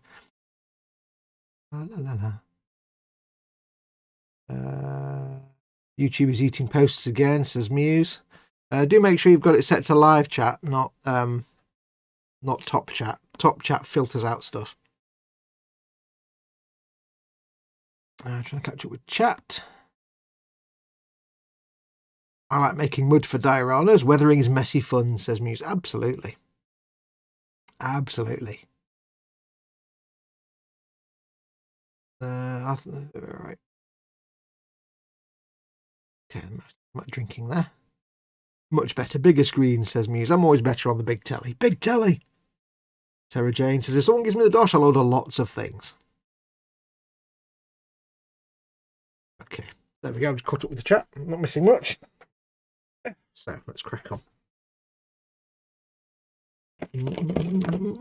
Of course, don't forget for if you're wanting to get into weathering, or you want some inspiration for weathering, go and check out if you're able to go outside. If you're allowed to, go and find like anywhere you've got like a building yard or builders or construction or anything where you've got like industrial type vehicles. Because they're always worn and rusty and weathered, especially on building yards and construction sites. Look at the JCBs and the diggers and all those kind of things. Loads of stuff you can look at. If you can go outside, obviously safely.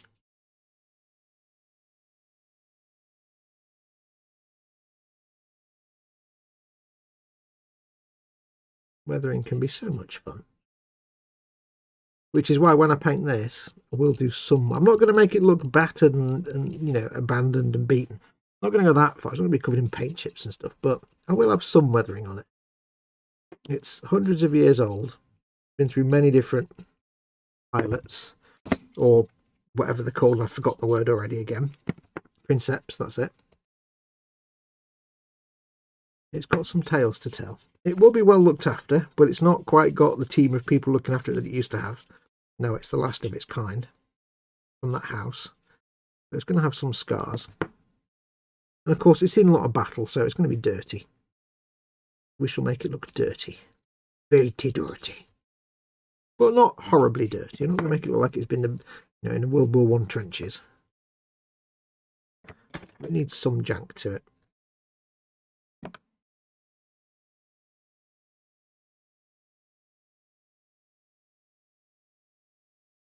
Oh, sniffles, I do apologise. Every time the lights go on, sniffles come out. Do do do do do do do do do.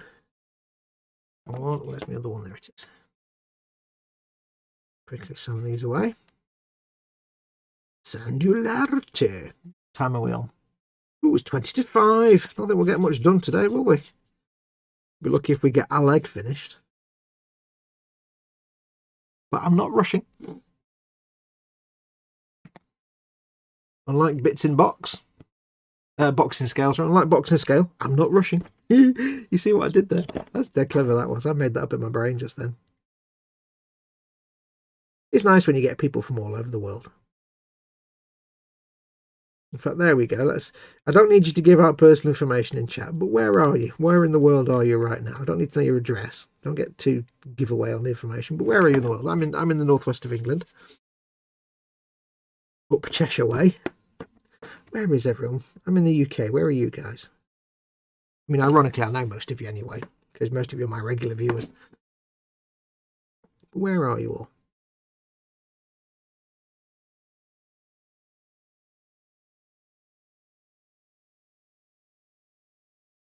Don't worry, we're not going all AOL chat room ASL, anything like that. Not suddenly 1997 all over again. Have trouble getting this little blade in there. Get in there. Scrape it away. I hope you're going to see in the back of my head when I'm doing this. I know you see in the back of my hand, which is not ideal. But these are tiny fiddly parts. And I can't keep moving the camera around.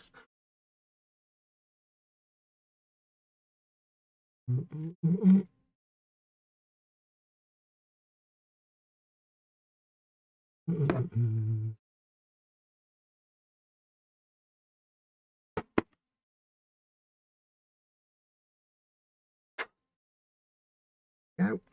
Clean. Lovely. Lovely.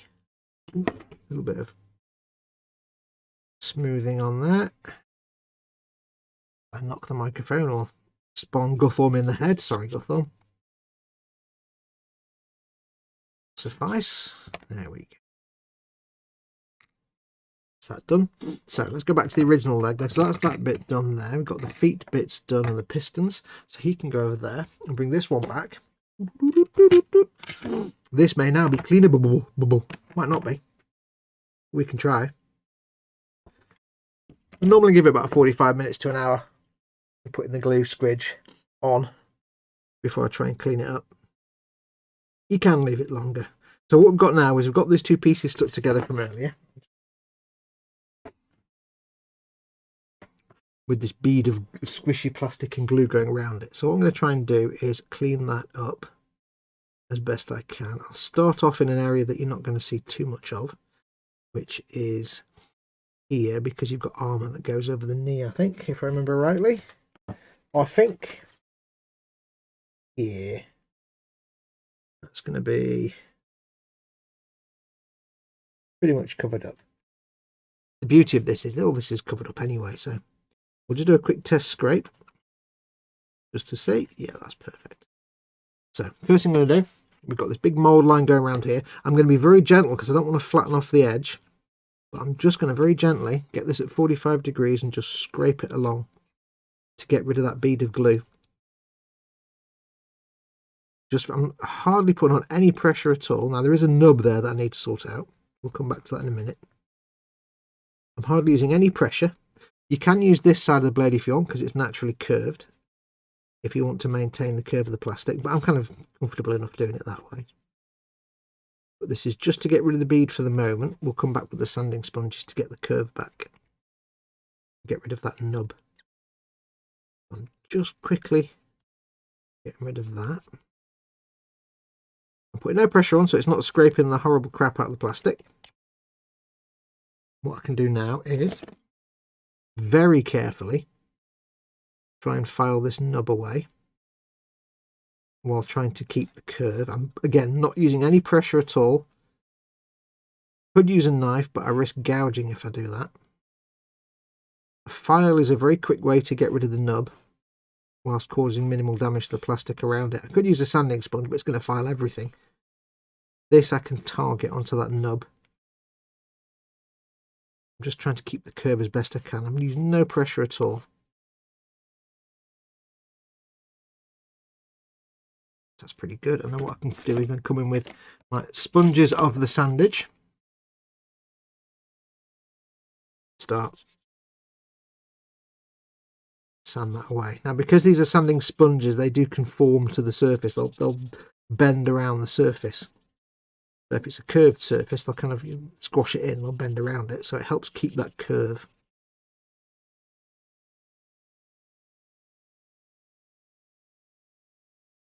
Go around here and see how that looks. Again, most of this is going to get covered up, so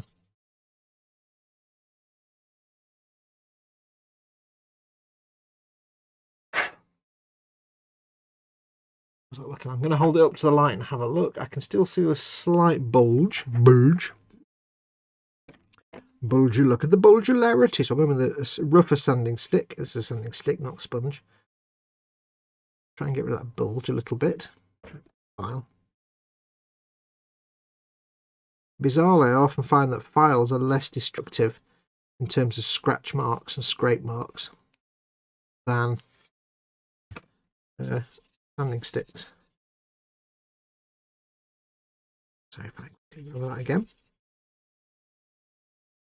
I can push down quite hard because it will conform to the curved shape and help. It's not gonna give me a flat spot basically. Hold that up to the light, which you can't see, and that's looking smooth as baby's bottom, sir. Lovely.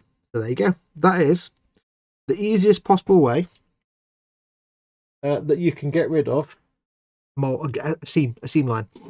If it's a very fine seam line, I know you can see a bit of a bleb there where that nub was, but that's purely, looking at it now, it's purely, I think, oh no, maybe not. Hang on. Just quickly, holding these things up to the light is important. It's easy to think you've got everything nice and smooth, but like I said before, the moment you put a layer of primer on that, and especially if you're going to do shiny metals, it might make that little nub stand out. So don't assume that everything's nice and smooth. So when I put primer on this, I'll get a true feel for how smooth that is. I think it's going to be pretty good. Cool. So that's how I do mold lines. None of this filler nonsense and covering it in putty and then sanding it back. No, because then you're going to, no.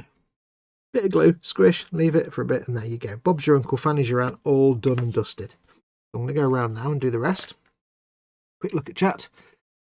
Oh yes, I asked where you all were, didn't I? Let's have a look.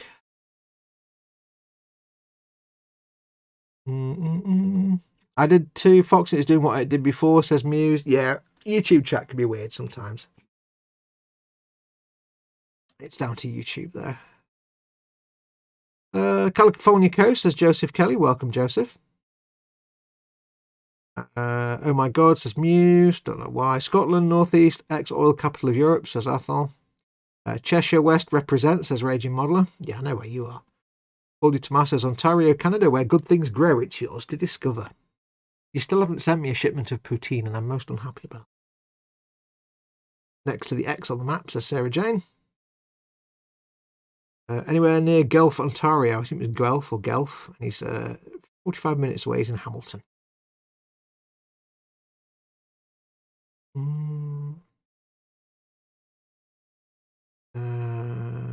Sometimes filler is overkill, says Muse.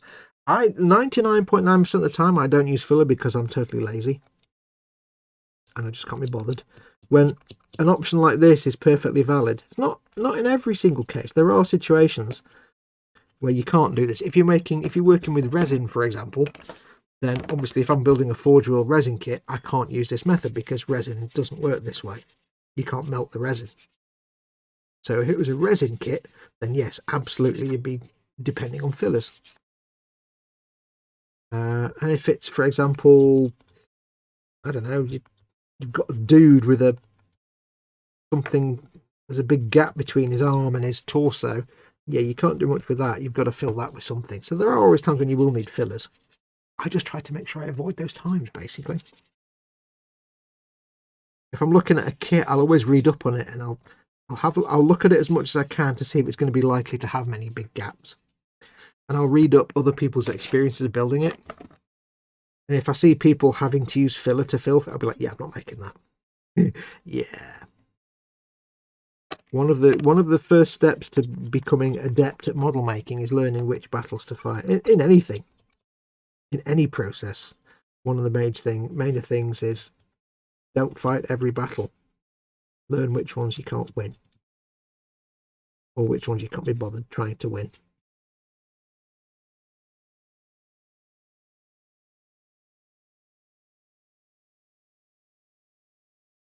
Can't recommend one of these enough, though. They do make life so much easier. Like, just because I can purely scrape this away now, it's not gouging the crap out of the plastic surface, which means I can go in with a whatever grit that is, maybe 600 grit, 800 grit, or 1000 grit or something. I don't know, because UMP never put it on the sponge.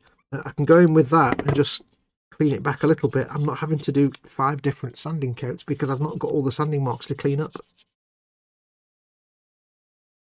So it's all about getting the right tools to minimize the amount of work you need to do, unless you actually enjoy the building part, in which case, you know, go for it. If you want all the complicated steps, then absolutely do that. I don't. It's not my bag. No interest in such steps. I want it to look as good as possible, but I'm not going to spend 6 hours making a leg. He says, spending 3 hours making a leg. Yeah. Now, there is a gap down there still. But again, learn which battles you can fight and which ones you can win. I can't get a sanding tool in there I'd have to fill that with putty if I wanted to, and I couldn't get a tool in there to sand it because it's a recess. So you just leave it there. You can explain it away as being part of the machine or something like that. There's sometimes where you just can't do anything. Basically, there's nothing much you can do, and you never will be able to. You could put some plastic card in there, but I think that might be an attachment point for some armour anyway, so we shall see. Now, we've got this little piston at the back here. Have you seen all this, by the way? Piston at the back. Quite tricky to get to. And again, we have a little sort of ribbed texture to the what do you call the thing that the piston goes into? Like on a piston like that. What's the housing bit that it goes in? I've asked this before and I can't remember what the answer was.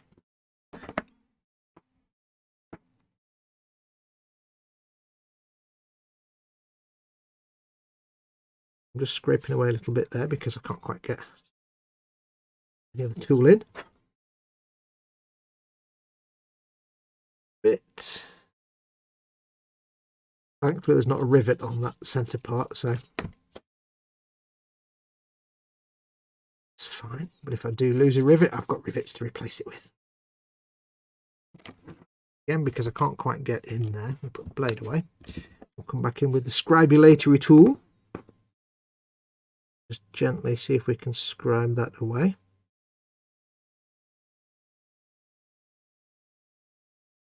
Quite a thin blade, but it's not as flexible as the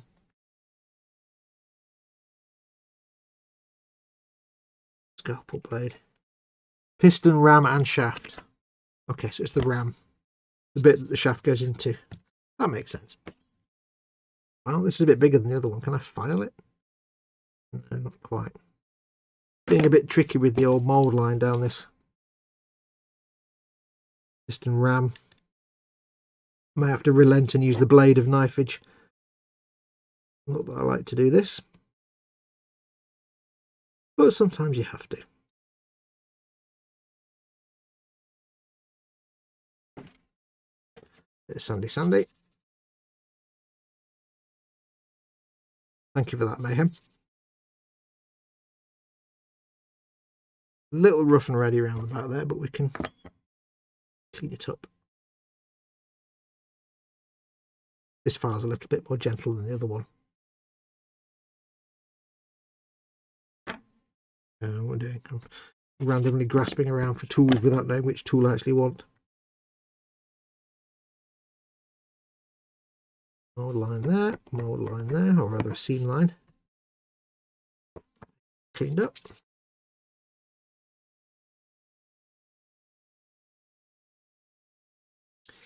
Yes, if you do have an hour free, go and look up the lore on Imperial Knight, or any Warhammer lore. There's so much in sort of deep, in-depth, storied history to Warhammer 40,000. You may just think it's a silly children's toy soldier tabletop game, but there's a massive amount of lore and backstory and, you know, adult fiction behind it that you could lose yourself in for days.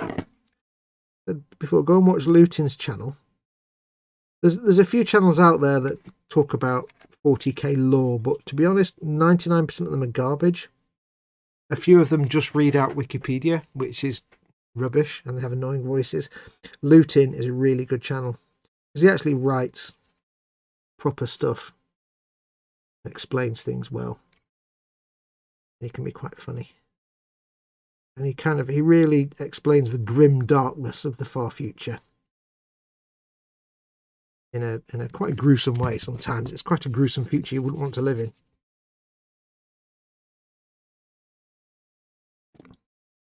Okay, so how's that looking? That's looking a little bit softened now, so I need to go back in around these little ribs at the back and just scribe in an edge just to make them a bit more defined.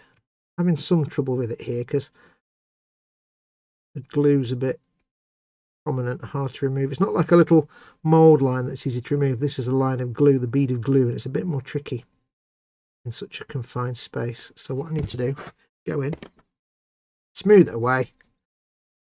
Now once I've done that, I've rescribed in the edges of the little ribs.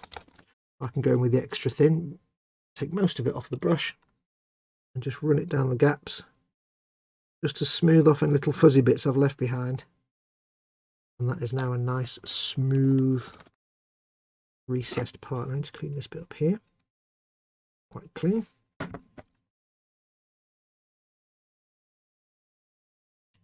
But yeah, using the old extra thin to smooth plastics is brilliant, especially when you're doing things like drilling out gun barrels and things like that. It's an absolute godsend. Anytime you've had to work in a small area and you've got little fuzzy bits of scrapey plastic left, just run some extra thin. It'll smooth it all off. Like a dream. I need to clear my throat, 1 second.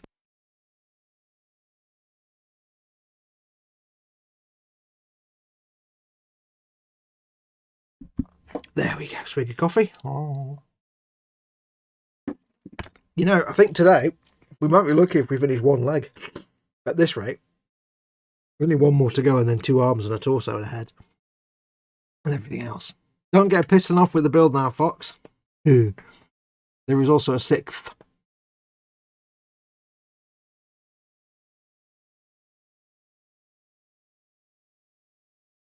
People are talking about ins and outs of detail. I assume we're talking about Lutin. Pulled tomato, recipe is easy. Fresh cut, deep fried French fries covered in cheese curds and Bovril beef gravy. Yeah, I know that. But, you know, making my own poutine is not the same as actually proper Canadian poutine, is it? Made by the Canadians. In the Canada.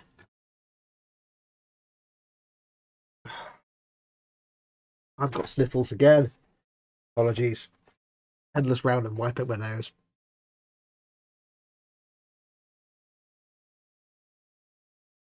People are talking about Ian Shop and 6th, but I don't know what that is. I've missed too much of the chat, I think. Now we know why it takes Foxx 3 months to build a kit. It's about the details and cleaning process. Because I thought, yep. When I put my mind to it, I can do a proper right nice model. They can scrub it right nice. If I was just building like a World War II tank or something, I'd be like, just build it, I don't care. Just get it built, I don't want to paint it. When it's a war hamster, I've kind of got a bit of passion in the model, and it's fun to build, so I do kind of enjoy it. Especially when it's a knight, a Knigget, because you can't beat an Imperial knight.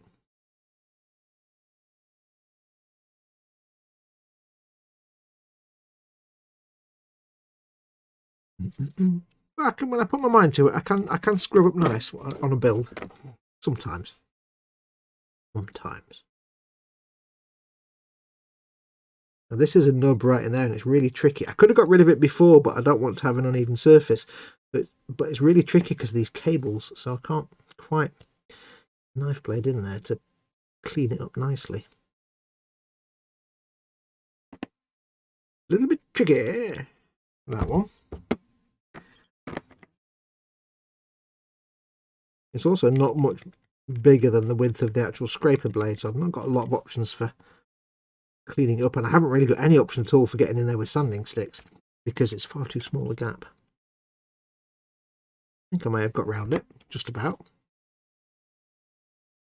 Again, anything that I can't quite get to cover up, that's where weathering comes in.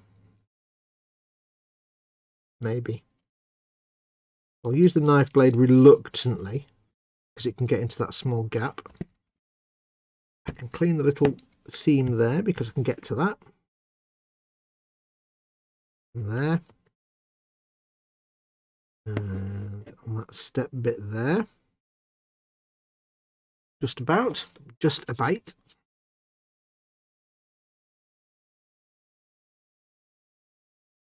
And then for that little rough bit where I've used the knife blade, I can go in with the extra thin. Damp brush and just gently melt it smooth. Beautiful. Beautiful. Never underestimate the power of glue to do other things than just assemble. Right, so that's there. That's pretty much anything that's got a seam line there. It's going to be visible. That's now covered up. Anything that we can't get to can be cut. Oh, no, there's that bit there. Oh yeah. Oh yeah. This bit here. See, there's lovely.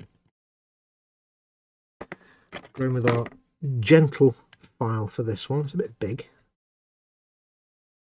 Can I fit a sanding spongulation in there? No. Can I fit half a sponge in there? Maybe. Me. Almost get in there. Here's an old trick for you. Snip off half your sanding sponge. There you go. Now you can get it in little tiny spots.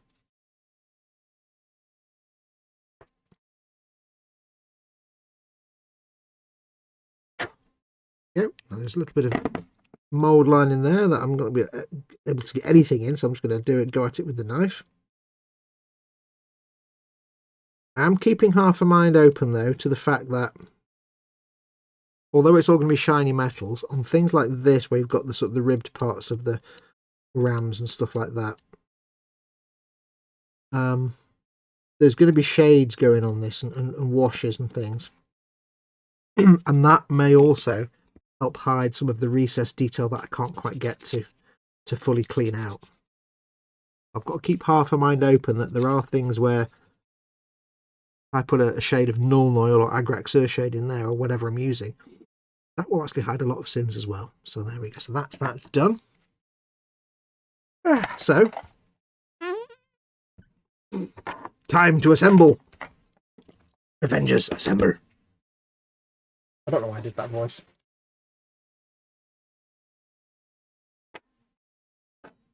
Plunk. Now, this is where it gets very important that you do things the right way. Read the instructions. If you're wondering how big an Imperial Knight is, by the way, this is a Death Corps of Krieg Trooper that I happen to have lying around. Just so you get an idea of size. This is a typical 5'8", 6 foot bloke or something. And this is just the bottom half of the leg. So just so you know. Just so you know. Right, so it's actually the entire leg. So what we need to do is we need to now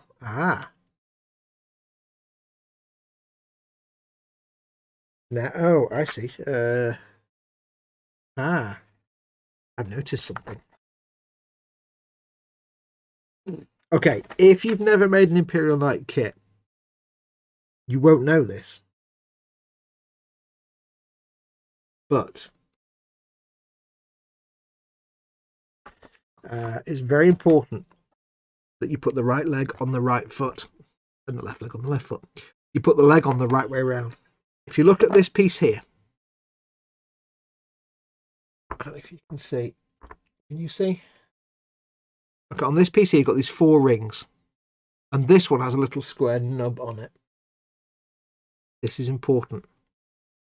Now, on the original Imperial Knight release, before we had 4 versions in one box, it pointed out something that on this it doesn't, and that is that you have to do this in a very specific way.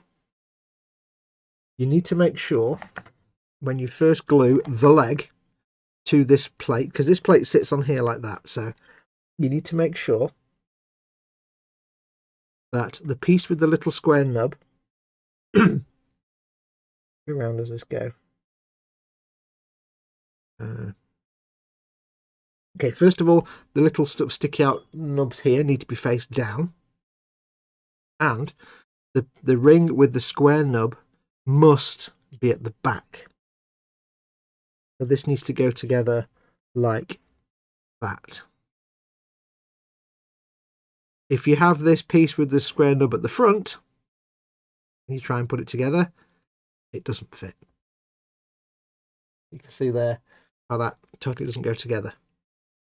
Now you'll notice, because it doesn't go together, it doesn't work. It doesn't fit on like that. Put it that way around, it fits perfectly. This bit fits into there. So as a shorthand guide, it doesn't say it in the instructions, but it used to in the old release of these instructions. That square bit needs to be at the back, underneath the long piston, and that's how it lines up there. And then this bit, it doesn't matter which way around you do this, so this bit just needs to sit on top of that like that. So that goes on there like that, whichever way you want. Line it up like a normal person and not like a spoon. Hang on. 1, 2, 3, 4. 1, 2. That would normally sit on top of there like that. And then the back, which is the one with the square nub, would sit like that. And that's how you know it's the right way around. If your leg fits flush like that, you've got it correct. If your leg is like that and doesn't seem to fit, it's wrong. So that square nub is your key. Like I say, on the old instructions, it used to show that being the correct way. It doesn't do that anymore. I don't know why they've taken that out. I mean, you can kind of figure out it doesn't fit because it doesn't actually fit, but, you know, there you go. So that's the first bit. So we need to get that on. This is where it gets a bit tricky. This bit goes together here like this. We're going to glue this bit first. And we've got the sniffles. Now I'm using extra thin, which is a beautiful glue because you can put the pieces together and then run the glue into the gaps.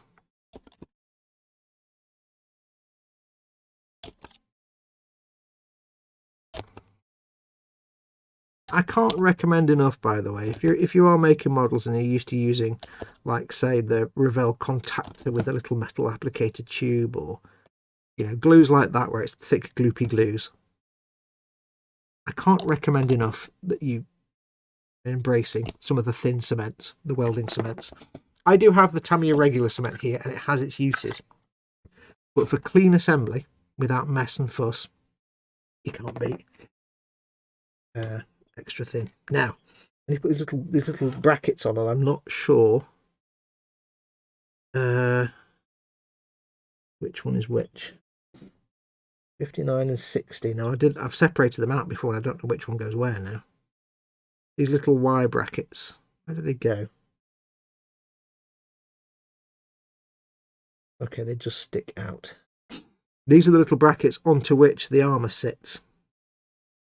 And I think they go that way, I think. If I get this wrong, because I've taken them off the sprue and then not paid attention. If I get them wrong, you suddenly can't attach the armour. I didn't pay attention to that. I think that's wrong. I think it's the other way.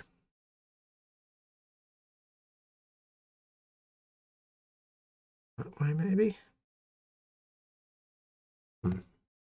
This will learn me for not paying attention. Goes that way. No, the instructions aren't 100% clear as to which way these go. I think it's that way. Oops. My advice to you when you do this is keep these bits on the sprue until they're ready to be glued on. Avoid any problems. I think that's that one. Quite sure. Doodle doodle doodle doodle doodle doodle doodle doodle doodle doodle. Okay, I think it's that one there. These are basically the little bits that go into the back of the leg armour. So they should sit like, apologies if my head's in shot, that might do very quickly. I think it's that way around. I might do very quickly is actually get that piece of leg armour just ready.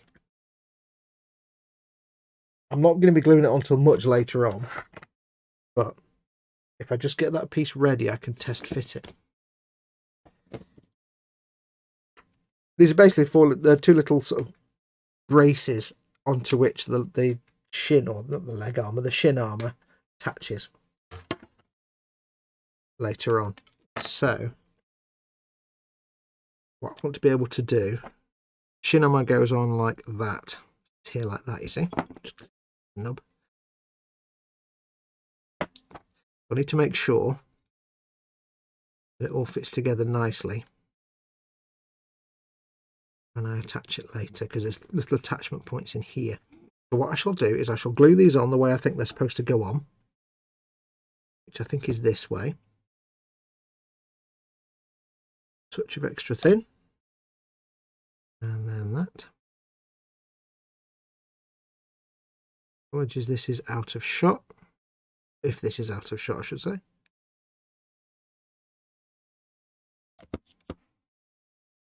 Touch of extra thin. I think this is the way they're supposed to sit. Or yeah, because if you're making one of these yourself, don't take these two bits off until you need them. That way you know which one's which. But also, it means if I take this off now, I can adjust these to fit properly. So there's a peg and a hole here, and these two bits should line up with the recesses in the armour, which they do perfectly. Perfect. It was Moida. Right, so that's fine. So I've got that right then. That's good. Thank goodness for that. There. So I've just double checked they are the right ones. Yes, they are. Cool. So what I'm going to do, just so I know again for future, I'm going to. That was part number 61. I've taken it off the sprue. So what I'm going to do, because these are chiral, is I'm going to write 61 on there. This is a Uniposca paint pen. It's acrylic paint in a pen. Don't use a Sharpie, because a Sharpie can bleed through paints and primers. Acrylic paint pens is just acrylic paint. So I just know that's part 61 now for later. I'll have to do the same on the other leg because I cut the other one off 2 bits as well. So that's that done. I need to be very careful of those not to move them. The next step is to attach this to this. Again, it doesn't matter which way around. The foot is not chiral. There's no left and right side of the foot. There's just the foot.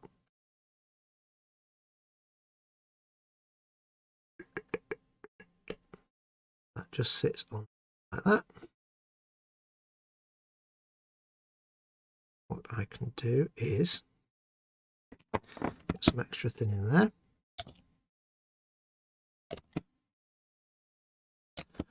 Start the process off. A bit in there, why not? That sits on there like that.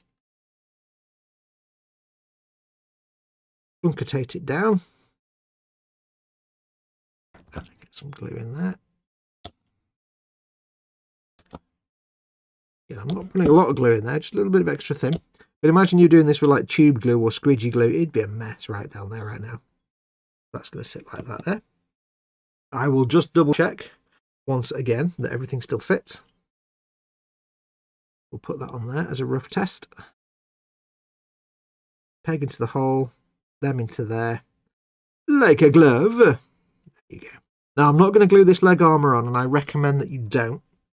Purely because once that goes on, you can't get under there. Yeah, if you want to be able to paint all this shizzle here, don't glue this on till the very end. We'll come back to that later. There we go, that's that on there. Needs a bit of clean up later on, perhaps. It looks a bit rough, that little bit inside where I put some glue in there to clean up. It looks a bit rough, but once it's got primer on it, it should be fine. So that's on there, that's on there. That's the front. Oh, that's the dropping. Now we have the pistoniums.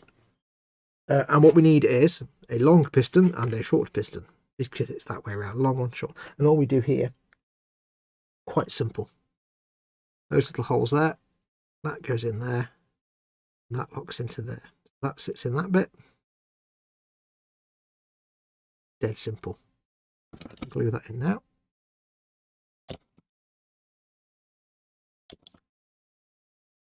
Now I have seen people, this is basically built into a fixed pose, this kit. One can only hope that one day somehow Games Workshop managed to get Bandai to make a fully articulated Imperial Knight. That would be just the absolute best thing ever. But I have seen people reposition the legs into different poses. You know, so maybe one leg is raised up in the air, or one is behind and it's walking ahead. I don't have those skills. Remember, painter, not builder. I'm not the kind of person that can hack off a leg here and then reposition it. But when they do, what they have to do is rework these pistons to fit. You can see that one's short and that one's long. So there we go. So that is an leg. And it stands up by itself. It's amazing. It's a miracle. It's a miracle on 34th Street. It's a Christmas miracle. I'll just double check it still sticks. Make sure I've not knocked anything out of place. So that's that. That's what the leg will look like. It's got more armour to go on it, but that's so we know the armour fits. It's going to be tricky, but the reason you don't put the armour on now is because you can't get to any of that stuff you've just stuck on to paint it. So leave the armour off. All about sub-assemblies. How are we on? 5:15. Right, I need to wipe my nose again. Because I've got the sniffles. Actually have a swig of coffee. And we'll see if I can get the other leg built. If I can build at least 2 legs in one 3-hour session, that's pretty good. Probably won't.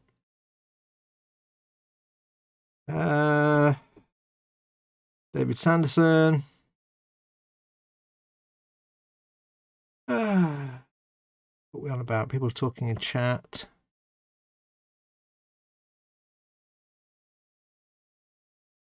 Foxx has the attention span of a goldfish. Also, Foxx has the attention span of a goldfish. My friend's game shop, Foxx. Okay, cool. Muse says Muse. Cool.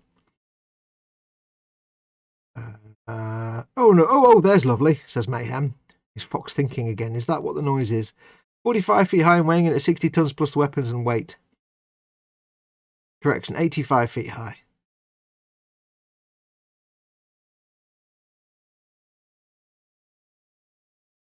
Look at the capillarity. Tamiya glues are great. Time to put dinner on, says Athol. Stay safe and look at the instructions of the magnification lenses before fitting and gluing, always. Yes, Virginia, there is a model making guru, says EC Idaho. What? I don't understand what that means. Right, let's see if we can get this other leg done. Now we don't have to worry about the things. This may not be ready for scrapey yet, but it might be. Let's do a little testular area.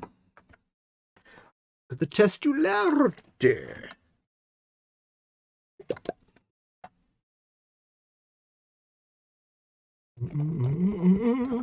When I first did an Imperial night, I used to go into my local Warhammer store, and this is before eModels stocked Warhammer, so I'm allowed. I used to go into my local Warhammer store, and I'd go in and pick up whatever I was getting, but I'd always look up at the Imperial Knight and be like, oh, one day I'm going to save up and I'm going to get an Imperial Knight. And the manager would laugh, because I say it every time and I never come out with an Imperial Knight. And I walked in one day and I just stood there, and I just stood there at the till and I went, let's do it. And he just, without me saying it, he walked up and picked up the Imperial Knight off the shelf and dragged it over. Yep, that's mine now. Mine now, Dave.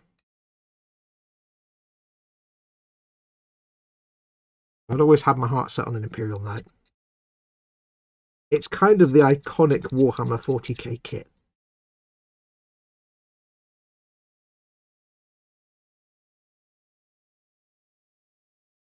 No, they're not cheap. They are. You know, it's a treat kit. But it's certainly impressive. Like I said before, the reason that, you know, the price may be higher than some of the other kits is because of the cost in the game, like the number of points. You're not going to be fielding, unless it's a game where you've got, like, you know, you might have a game where you've got 3 knights, like, but then you and your enemy might have 3 knights each, but that might be it. 3 knights and a couple of armigers and a small squad of dudes, and that might be your 2,000, 3,000 points. So they know that it's not a kit that you're going to buy a lot of, which is why you can buy, like, you know, 10 Imperial Guard grunt troops for sort of 10 quid or whatever, because you're going to want hundreds of those. But you pay more for your Imperial Knight because you're only going to buy 1 or 2. And they need to get back the cost of development and manufacturing. That's how they calculate it. Unlike a normal model manufacturer where they're going to send lots of everything, they can just purely go off the cost of manufacturing everything else. With this, they have to go off, you're only going to buy 1 or 2. That's why if you go to Forge World and you buy a proper Titan, like a Warhound Titan, which is like 3 times as tall as one of these, that's like 1,500 quid. Because you're going to have like 1, maybe. Occasionally they might have someone that has more than 1, but it's unlikely you're going to have like more than 1 in your army in a game to make the money back. But it's fun, and it's one of the, that's the weird thing, that it's one of the simplest paint jobs. Like, for this one, effectively, is mostly metallic colours and then a red patch and a black patch. That's it. That came out really nicely, that did. Look how little effort that was. No putty, no filler. Just one of them, done. It's a beautiful... Oh, no, hang on. Hang on, one of them as well. No pressure. Gentle as I can.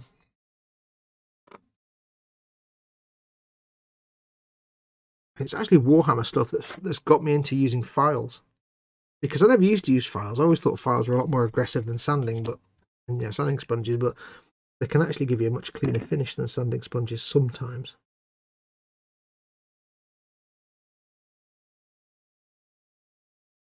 Now, I can't remember exactly what is covered up by armour here, so I'll just go ahead and clean it all.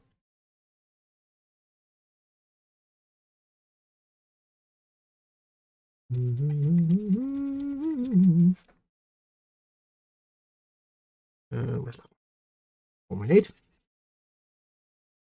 Not what I need. The one I need is there. I'll move that leg out of the way.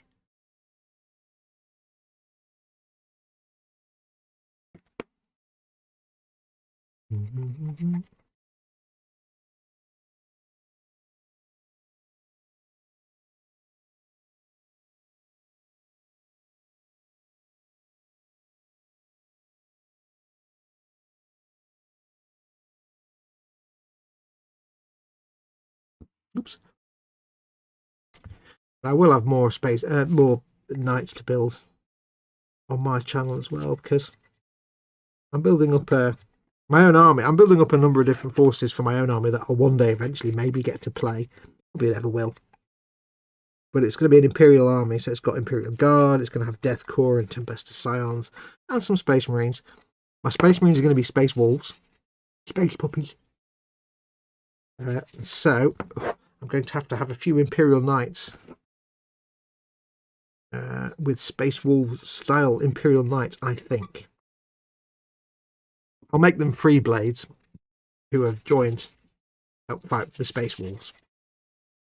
That way they can be like, they can have Space Wolves iconography on the knights and stuff. Because there's no official Space Wolf knights. But you can, free blades are like Imperial Knights that don't have a house. They don't fight for a specific knight house, either because they've decided to go it alone, or they've been exiled from their knight house for whatever reason, but they still want to help fight the forces of chaos, or, you know, whatever reason. They're just like lone wolves. They're just independent, called free blades, and that you can have some fun with them. If you're doing if you're painting an actual existing in-law knight house, you're bound to paint the right colour scheme and pageantry and stuff and heraldry on it. Like if you want to have your knights for, because if in the codex for the knights, there are different rule sets for different knight houses, like House Terran, House Griffith, things like that. But you kind of need to paint them in the right heraldry and colours to be that house. You can play that rule set, because each house has different tactics and things like that. So, but with free blades, you're welcome to basically paint them however you want, because they're like independent mercenaries that just happen to have an Imperial Knight. They're knight pilots who've no longer associated with a specific house. I think there's specific rule sets for free blades in the codices, but you can basically make up your own backstory and paint them however you want. I think there's rule sets for free blades. I could be wrong. I've not got a codex for knights at this point. So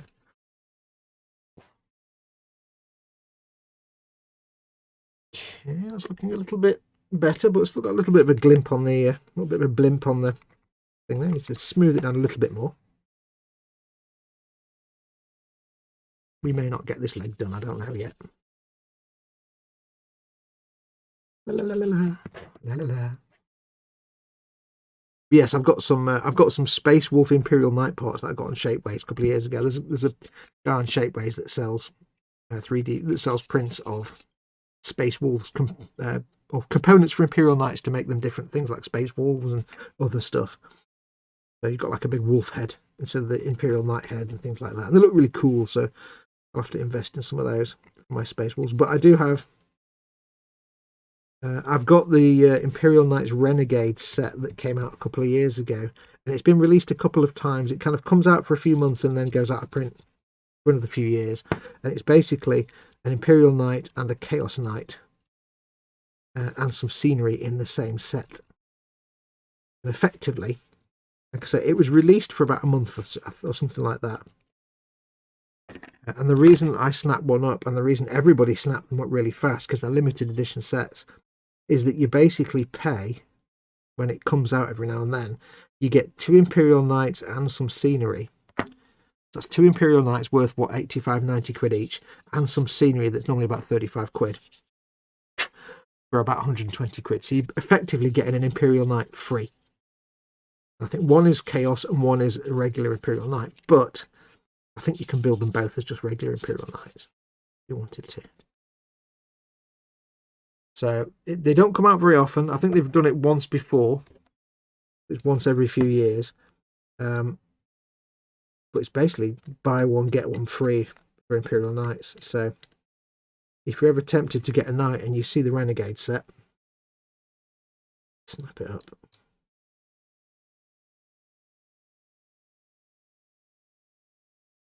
If they ever launch it again, they might not.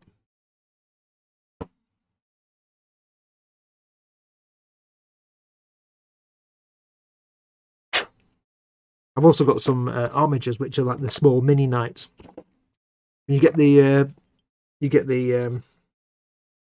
nobles that pilot the knights. Some of the lesser nobles who aren't quite high up in the chain enough to have an Imperial Knight, they can have a small armiger, which is like a little tiny mini Imperial Knight. And I've got a set of those. But you can also get from that guy that does the Space Wolves parts, you can get Space Wolves parts for armigers as well. So I might end up with like a couple of Space Wolves Imperial Knights and some armigers.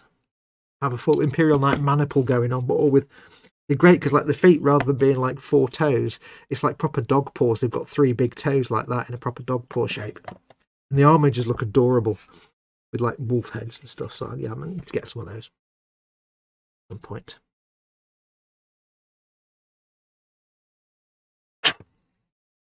Not looking too bad.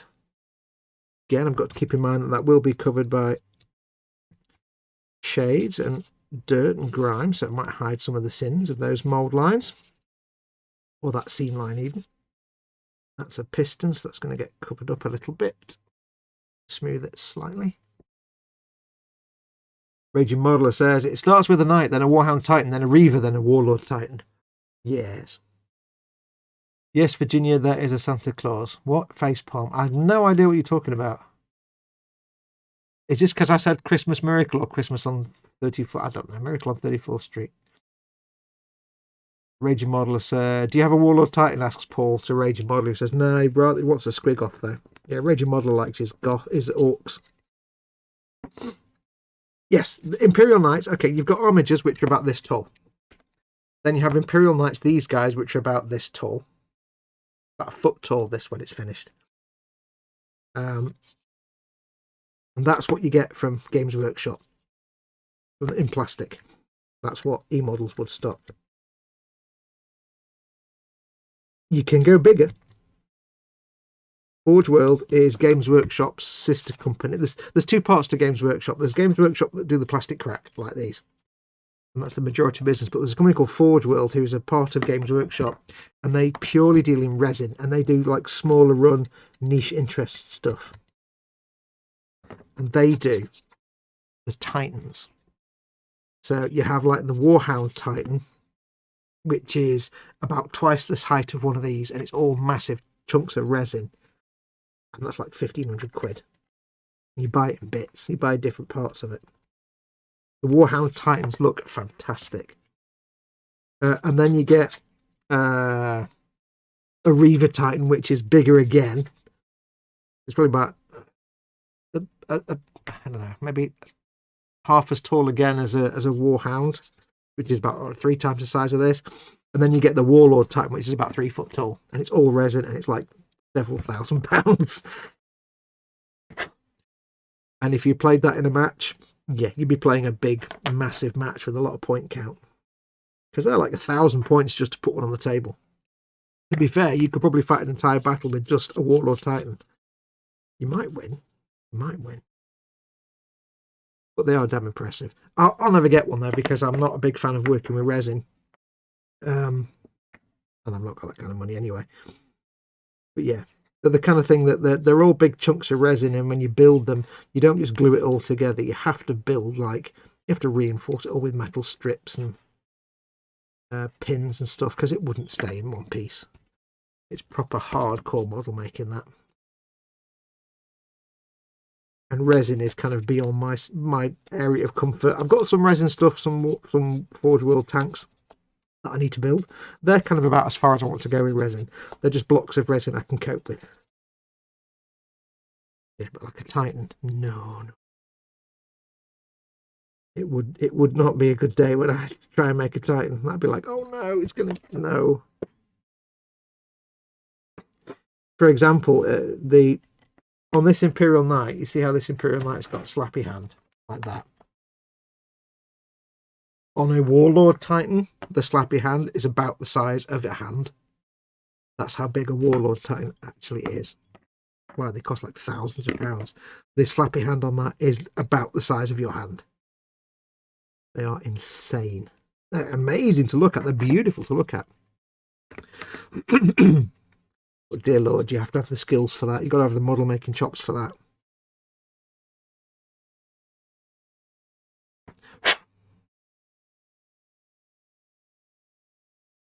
Cleaned up. I get the thing in there, so I need to use the knife blade of, oh, I don't want to use the knife blade, but I'm going to have to.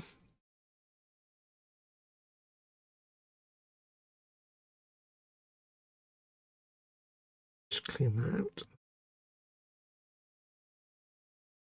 And sadly, Forge World is not available anywhere except online at Forge World's website.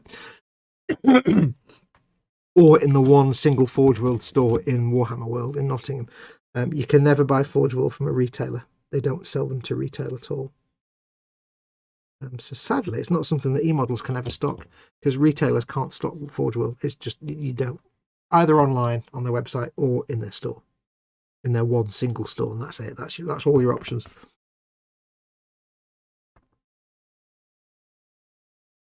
But I suppose the reason for that really is, in reality, when you buy stuff from Forge World, because it's resin and it's cast, it's manually cast, it's hand cast, limited run, there's a high percentage of situations where you'll get a Forge World kit and you'll have to get them to send a replacement part because you'll have a bit that's not cast properly, or the mold slippage is too bad and it is replacing. And it does happen, not all the time, but it is quite common. But it's not because they're bad or poor quality. It's because that's how resin stuff does. That's how resin do sometimes. It's not an industrial process like a big metal mold and you just jam the plastic in like plastic injection molding. It's a lot more finicky. So I think the main reason they don't sell Forge Wood anywhere else in retailers is because the return rate for components and replacement is too high. It's kind of taken for as accepted that when you order something from Forge World, you may have to contact them and say, listen, I've got this kit and this one piece is it's too warped, the mold slip's too bad, I can't fix that. And they say, no, we'll send you a fresh one. Apparently their reputation is stellar for replacing bits that need sorting out. But they've got it down to fine art. You say, I've got this piece, the mold slipping's so bad I can't repair that. No problem, you'll have a new fresh one within a few days. Imagine trying to do that, but through a third-party store. No, it would never happen. That's why they'll never do it, because it's bijou, it's bespoke, it's almost custom made. You're gonna have to get things replaced. Like my little tank kits, I'll probably be all right because it's only got like 5 or 6 parts. When you're building something like a Warlord Titan that's got hundreds of parts and it's thousands of pounds, you get like one of the weapons with a big mold slip that you can't possibly fix. You can't repair it. They'll just send you a new one, and you can't do that through a third-party retailer. Third-party retailers don't want to deal with that. That's why you can't get Forge World anywhere except online on their website, or the one single Forge World store in Warhammer World.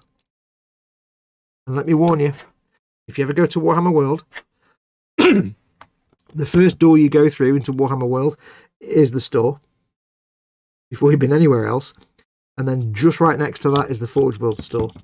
Yeah, you're doomed the moment you walk in the door, let's just be honest. You really are. Should just be a sign over the door that says, abandon all hope, all you who enter here, and by hope we mean money. Don't go to Forge World without, a lot of money. Don't go to Warhammer World even without, a fat wallet. It's not worth it. I've got a couple of tanks to build, Forge World tanks, for my army, and I'm looking forward to that. And if they do well, I might get more. And that's proper expensive stuff. You think this is expensive? Yeah, you can actually get stuff from Forge World for Imperial Knights, like stuff you can. They do have some Imperial Knights that are different to these. They're not the Questorist pattern Knights, and they have lots of kits where you can have extra carapaces and weapons and stuff for your. They're like a part plastic, part resin kit. If you think this is expensive, yeah, welcome to Forge World. Okay, so that's kind of about done. What time are we on? 39. Can I get this leg made in the next X minutes? Let's find out. Smooth that bit of plastic off there. Right. That needs to come out because there's a little bit of schmutz in there that I want to come out. Thank you. Right, let's get that bit of armor plating off so I can make sure I've got the right bits sorted out. I think that's everything else looking fine and dandy, apart from that little bit of scrapey there. I'll just clean up. Right. There are the bits. Now for this one we need the leg armor is part 62, I'm going to guess. Yes, 62. Let's get this snipped off the sprue. 62 come off the sprue. Yes. As like before, I cut off the little mounting points. Special. So we shall do those in a moment. So again, same again, we've got the little square nub. Now this is the other way around, so remember, square bit on the ring. Tra la la la la, there's a square bit in, and it goes in perfectly. Make sure it's at the back. Again, if you did it the other way around, it wouldn't fit. You'd be like, it don't fit properly. Oh, it does fit. You can't do it that way because apparently it doesn't fit at all if you do it that way. There you go. That's how you know. Square bit at the back. Tra la la la la. Get that on.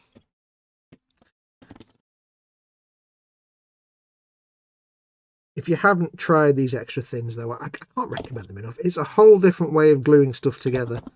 It's much more efficient.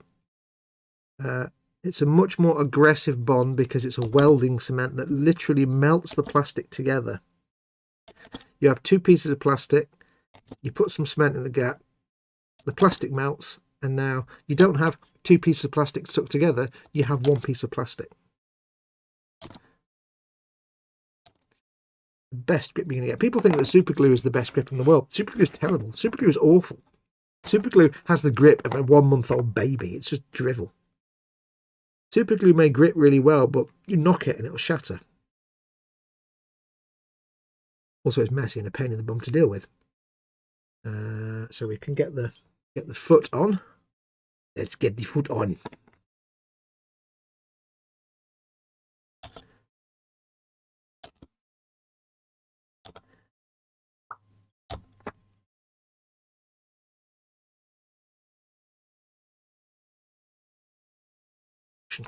It's much faster once you've done one. You know what you're doing for the next one. It's always the way.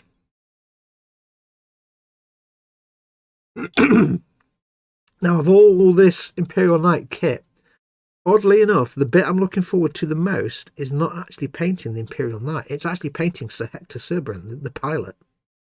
Of course, you have to paint him twice, once in the pilot seat and once on foot. Because I actually enjoy, although I don't enjoy filming painting the figures because it can be a pain. I think they go this way. I think that's the way. The way to look at it is you've got kind of a Y shape here. It seems to be, that's the straight edge and this is the bit that comes off, so that's the one on the left hand side. Like that. That seems to be how it works. Can't really explain it very well. Save yourself the hassle and just don't cut it off the sprue till you need it, basically. Is an easier way to do that. Pretty much. Yeah, I really enjoy painting figures. A lot of people say, you know, oh, I can't paint the figures, they're too small, I can't cope with it. But you know what? It's not actually as hard as you think. As long as you've got a good... The one problem that a lot of people have painting figures, the little Warhammer style 58mm, heroic scale figures, is not that they're too small. Not that their eyesight's not up to it, because you can get magnifiers. I need a magnifier. The one thing that a lot of people fail at when they're trying to paint the figure is they don't use good brushes. It's all about having good, fine, pointy brushes with a nice reservoir to hold the paint. It's about having a paint that's perfect, that lines up like a dream. See, I say that now, but when I come to glue that armour on later, when it's all painted, it won't stick. And I'll be like, swearing a lot. Yeah, there'll be a lot of swearing when I try and glue that on. I may have to super glue it. I don't like super gluing armour on, but sometimes you have to. Yeah, so the trick of painting figures is not about having decent eyesight and all that. It's about, quite simply, your brushes. It's about having good brushes and thinning your paints properly. It sounds really simple to say that, but it's absolutely true. It's not always about having the tiniest brush you can imagine. It's about having the biggest brush you can use in that situation is the best way to put it. If you have a tiny microscopic brush that, like, you know, the size of a molecule, that's great. but it's not going to hold much paint because it's got like 3 filaments, it's got 3 fibers in it, and it's going to hold, you're going to be reloading it all the time. It's going to end up with a really brush marky texture, and it's going to be a pain in the bum. The trick is to having the biggest brush you can get with the finest point, because the fine point means you can paint the tiny details needed for a figure, but the bigger bulbous bristles mean you can hold more paint and you're reloading less often, and you can focus on what you're doing, and that's the trick.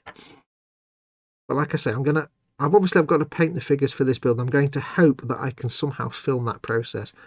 Up to now in the past, I've struggled to film painting the figures because I've not had the hardware to do it, as in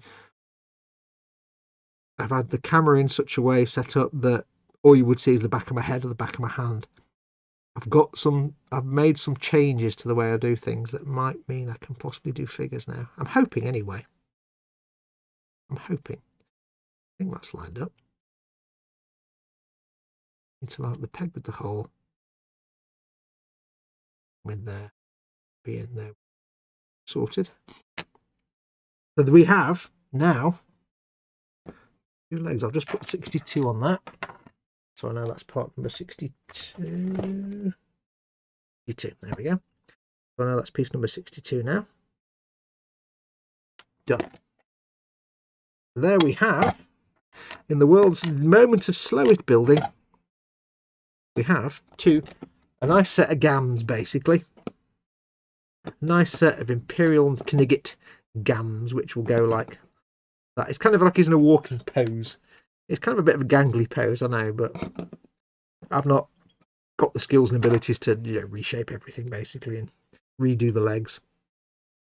See if we can get this armour to sit on there. Not permanently, but just loosely. Loosely, you say?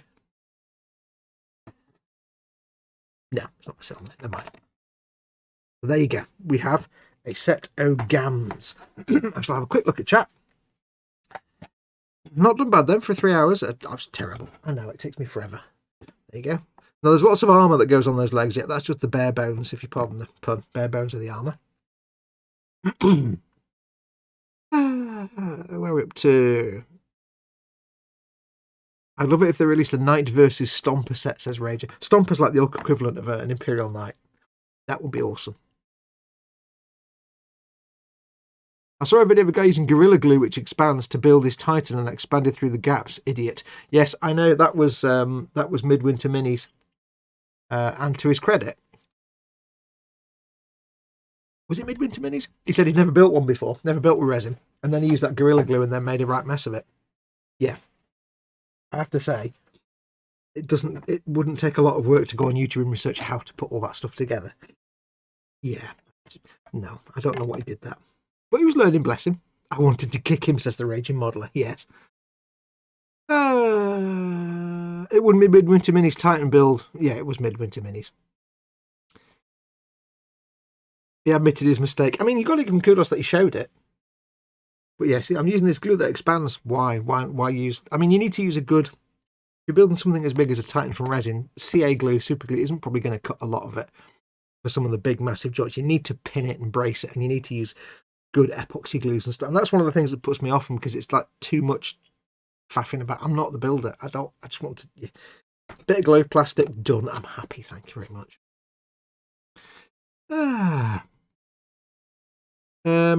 Chaos says Warhammer World is located about 5 miles from me. Bet Foxx is jealous that I'm jealous of that. My bank manager is not jealous of that. Yeah, our mate Simon, our friend of myself and some others, Simon Reynolds, who is a Golden Demon when he's won a Golden Demon twice. Not only was he for a little while living just down the road from Warhammer World, he actually worked at Games Workshop for a little while, which is Warhammer World, and it was like, oh, you go to work at Warhammer World, oh, because Warhammer World is the head office for Games Workshop, and it's also the factory as well, so it's all the same thing. So yeah, we were dead jealous of Cyrus. He's not there anymore, but yeah, we were there for a while. Me and the Raging Modeler were debating whether you'll build a foot or a leg. Well, I'm going following the instructions, so it starts. I'm a leg man. If I follow the instructions, it starts with legs. It's you start with the legs, then the crotch and that, and then you build the torso and stuff, and then you have all the bits and then the dude. We were both wrong, but I was more right, says Raging Modeler. I did say he would build 2 legs, and you said not to be silly. Well, I must admit, if you told me that I built 2 legs, I'd be like, don't be daft. I'm not going to build 2 legs in one show. Craziness. But yeah, we've got all these other bits to do yet. There's loads of stuff left to do. We've got once we've got that, we've got to build the waist and the widge area. Then we've got all the armor that we can't put on the legs. We're not going to put on any of the armor. It can be done later. Then once we've done the widge area, general widge reception area, it's the torso and chest, then our head and that. And then cockpit, armor plating, a couple of weapons, and that's it. It's not a complicated build. Not a complicated build. You'd spend more time cleaning up than actually, building. But it's not a complicated build, and it's not a complicated paint job. Yeah. I'm going to make sure my buttons still work. Ted, do the buttons still work? Slap it on. Yeah, buttons still work. So I think we'll call it there. That's going to do us for today. I shall leave this now to cure for a little bit, and when we come back next time, next Friday, I should be here next Friday. I've got to pop out during the day. Me and Mama Fox have got to go somewhere during the day, so hopefully I should be able to do a stream next Friday at 3 p.m, but I'm not 100% sure. So stay tuned for that one. It may start at 3, it may start at 4, it may have to be postponed till the week after. But I shall come back if possible next Friday, and we'll carry on. This may last us a few weeks. Like I said, though, I don't know when I'm going to get a chance to paint this. I don't know when James may... What's that there? Oh, dear me. There's a rivet come off. I'm going to have to fix that rivet. It's broken off. Fix that. I don't know when James Mate's... he's currently chasing up, because obviously right at the moment, with everything being on fire and locked down and yada, yada, yada, it's not easy to get restocks from suppliers. And obviously eModels are doing their best to get stock in from places, but it's not as reliable as it would be normally, because obviously not everybody can move stuff around, so they're waiting for more deliveries from Games Workshop. So what I'm hoping is, say, as soon as they've got the restock and all the paints that I will be using on this are in stock again, I can crack on and paint it for you, because there's no point me trying to build this and paint it when off the stuff. I mean, this may be out of stock at the moment, but hopefully be back in stock again, or at least one of the Imperial Knights will be. So I don't know when that's going to be just yet. So, but this should keep us going for a few weeks to get this built, and then once that's done, we can then crack on with the filming, the painting at some point. But yes, what is that? Let me have a look at that. Is that a rivet that's snapped off? Hang on. Yes. Darn you, sir. Tell you what. Let's fix that right now. Little rivet snapped off. It's been damaged in transit. So, let's fix it. I happen to have, in my little box of tricks, some rivets. I think these are the small ones. They might not be exactly the right size. Yeah, that might work. My friend Kenneth in Australia sent me these, so don't ask me how to make them, where I can get them, because he made them. He used a rivet making set that you can only get in Australia. That's very expensive. That's almost exactly the right size. It's the right size. It's Martini. Yeah, you can tell I've been watching 70s adverts. Little touch of glue. Pick up a rivet. Pick up a rivet. Pick up a rivet. God damn it. And the glue's going to fade. That didn't work at all, did it? I've got to be careful because this is gold trim and I don't want to make it all splodgy with the glue. Rivet in place. That's not a good rivet. It's a flat rivet.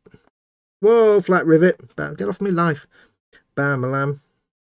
I'll do.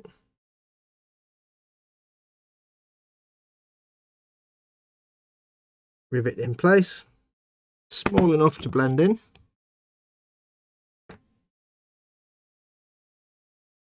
Perfect. No one will ever know that is not an original rivet. Yes, my friend Kenneth got himself a rivet making punch and die set. You'll have to I think they might have a set in eModels, I don't know. You basically just punch them out of little bits of plastic card, and he made me a load of rivets, and I wasn't really into doing much custom building until I got rivets from him, and now I want to put rivets on everything. I want to put plastic strip and rivets and styrene and everything. It's like, oh, I want to build things. Great. So that's that fixed. There you go. Rivet replaced. Rivet, says Mayhem. So yes, so I don't know when we'll get a chance to paint this, but we'll keep this going for the next few weeks to get this built done. Like I said, I might be back next Friday. Now, a little bit of own personal business, of course. I will be back this evening at midnight tonight, or at least 5 minutes to midnight tonight, on Festa67 Workshop channel, because he's working on his Bane Blade, and I'm going on to hang out with him. So if you want more goodness, join me and Colin at 5 to midnight tonight on his channel, Festa67 Workshop. We will be back here on Monday, of course, myself, Chris, Colin, and Ted. You know, Festa67 Workshop. It's Colin from the Monday show. We'll be back on Monday night at 9 p.m. for the usual Monday show, so do make sure to watch that. And hopefully I will be back on next Friday. Colin's just uploaded the latest of his ball tank builds on this channel as well, so when you're finished here, if you haven't watched it already, go and watch episode, I think it's episode 8 of the ball tank. Go and check it out. That's up. It's good fun to watch. Colin making his ball tank with an H, Free for a pound. Love Colin to bits. So yes, so that's going to do us. So anyway, yes, thank you very much for watching. I'll be back hopefully next Friday. I will be back myself personally, as I say, midnight tonight with Colin's channel, and then myself personally, I'll be back on my channel, Model Making Guru, at 3 p.m. tomorrow, playing some Skyrim. So come and watch that. Until next time, though, I shall say take care of yourselves. Thank you very much for watching. Do take care of yourselves. Go make something awesome like this. Go be awesome. Don't forget, of course, eModels.co.uk, your one-stop shop. Not the finger of shame, it's the finger of buying. One-stop shop. All your model making needs. I will just double check my buttons are still working. Clap it on. Somehow miraculously are. And I will say until next time, take care, stay safe, wear a mask. Yes, amoebas.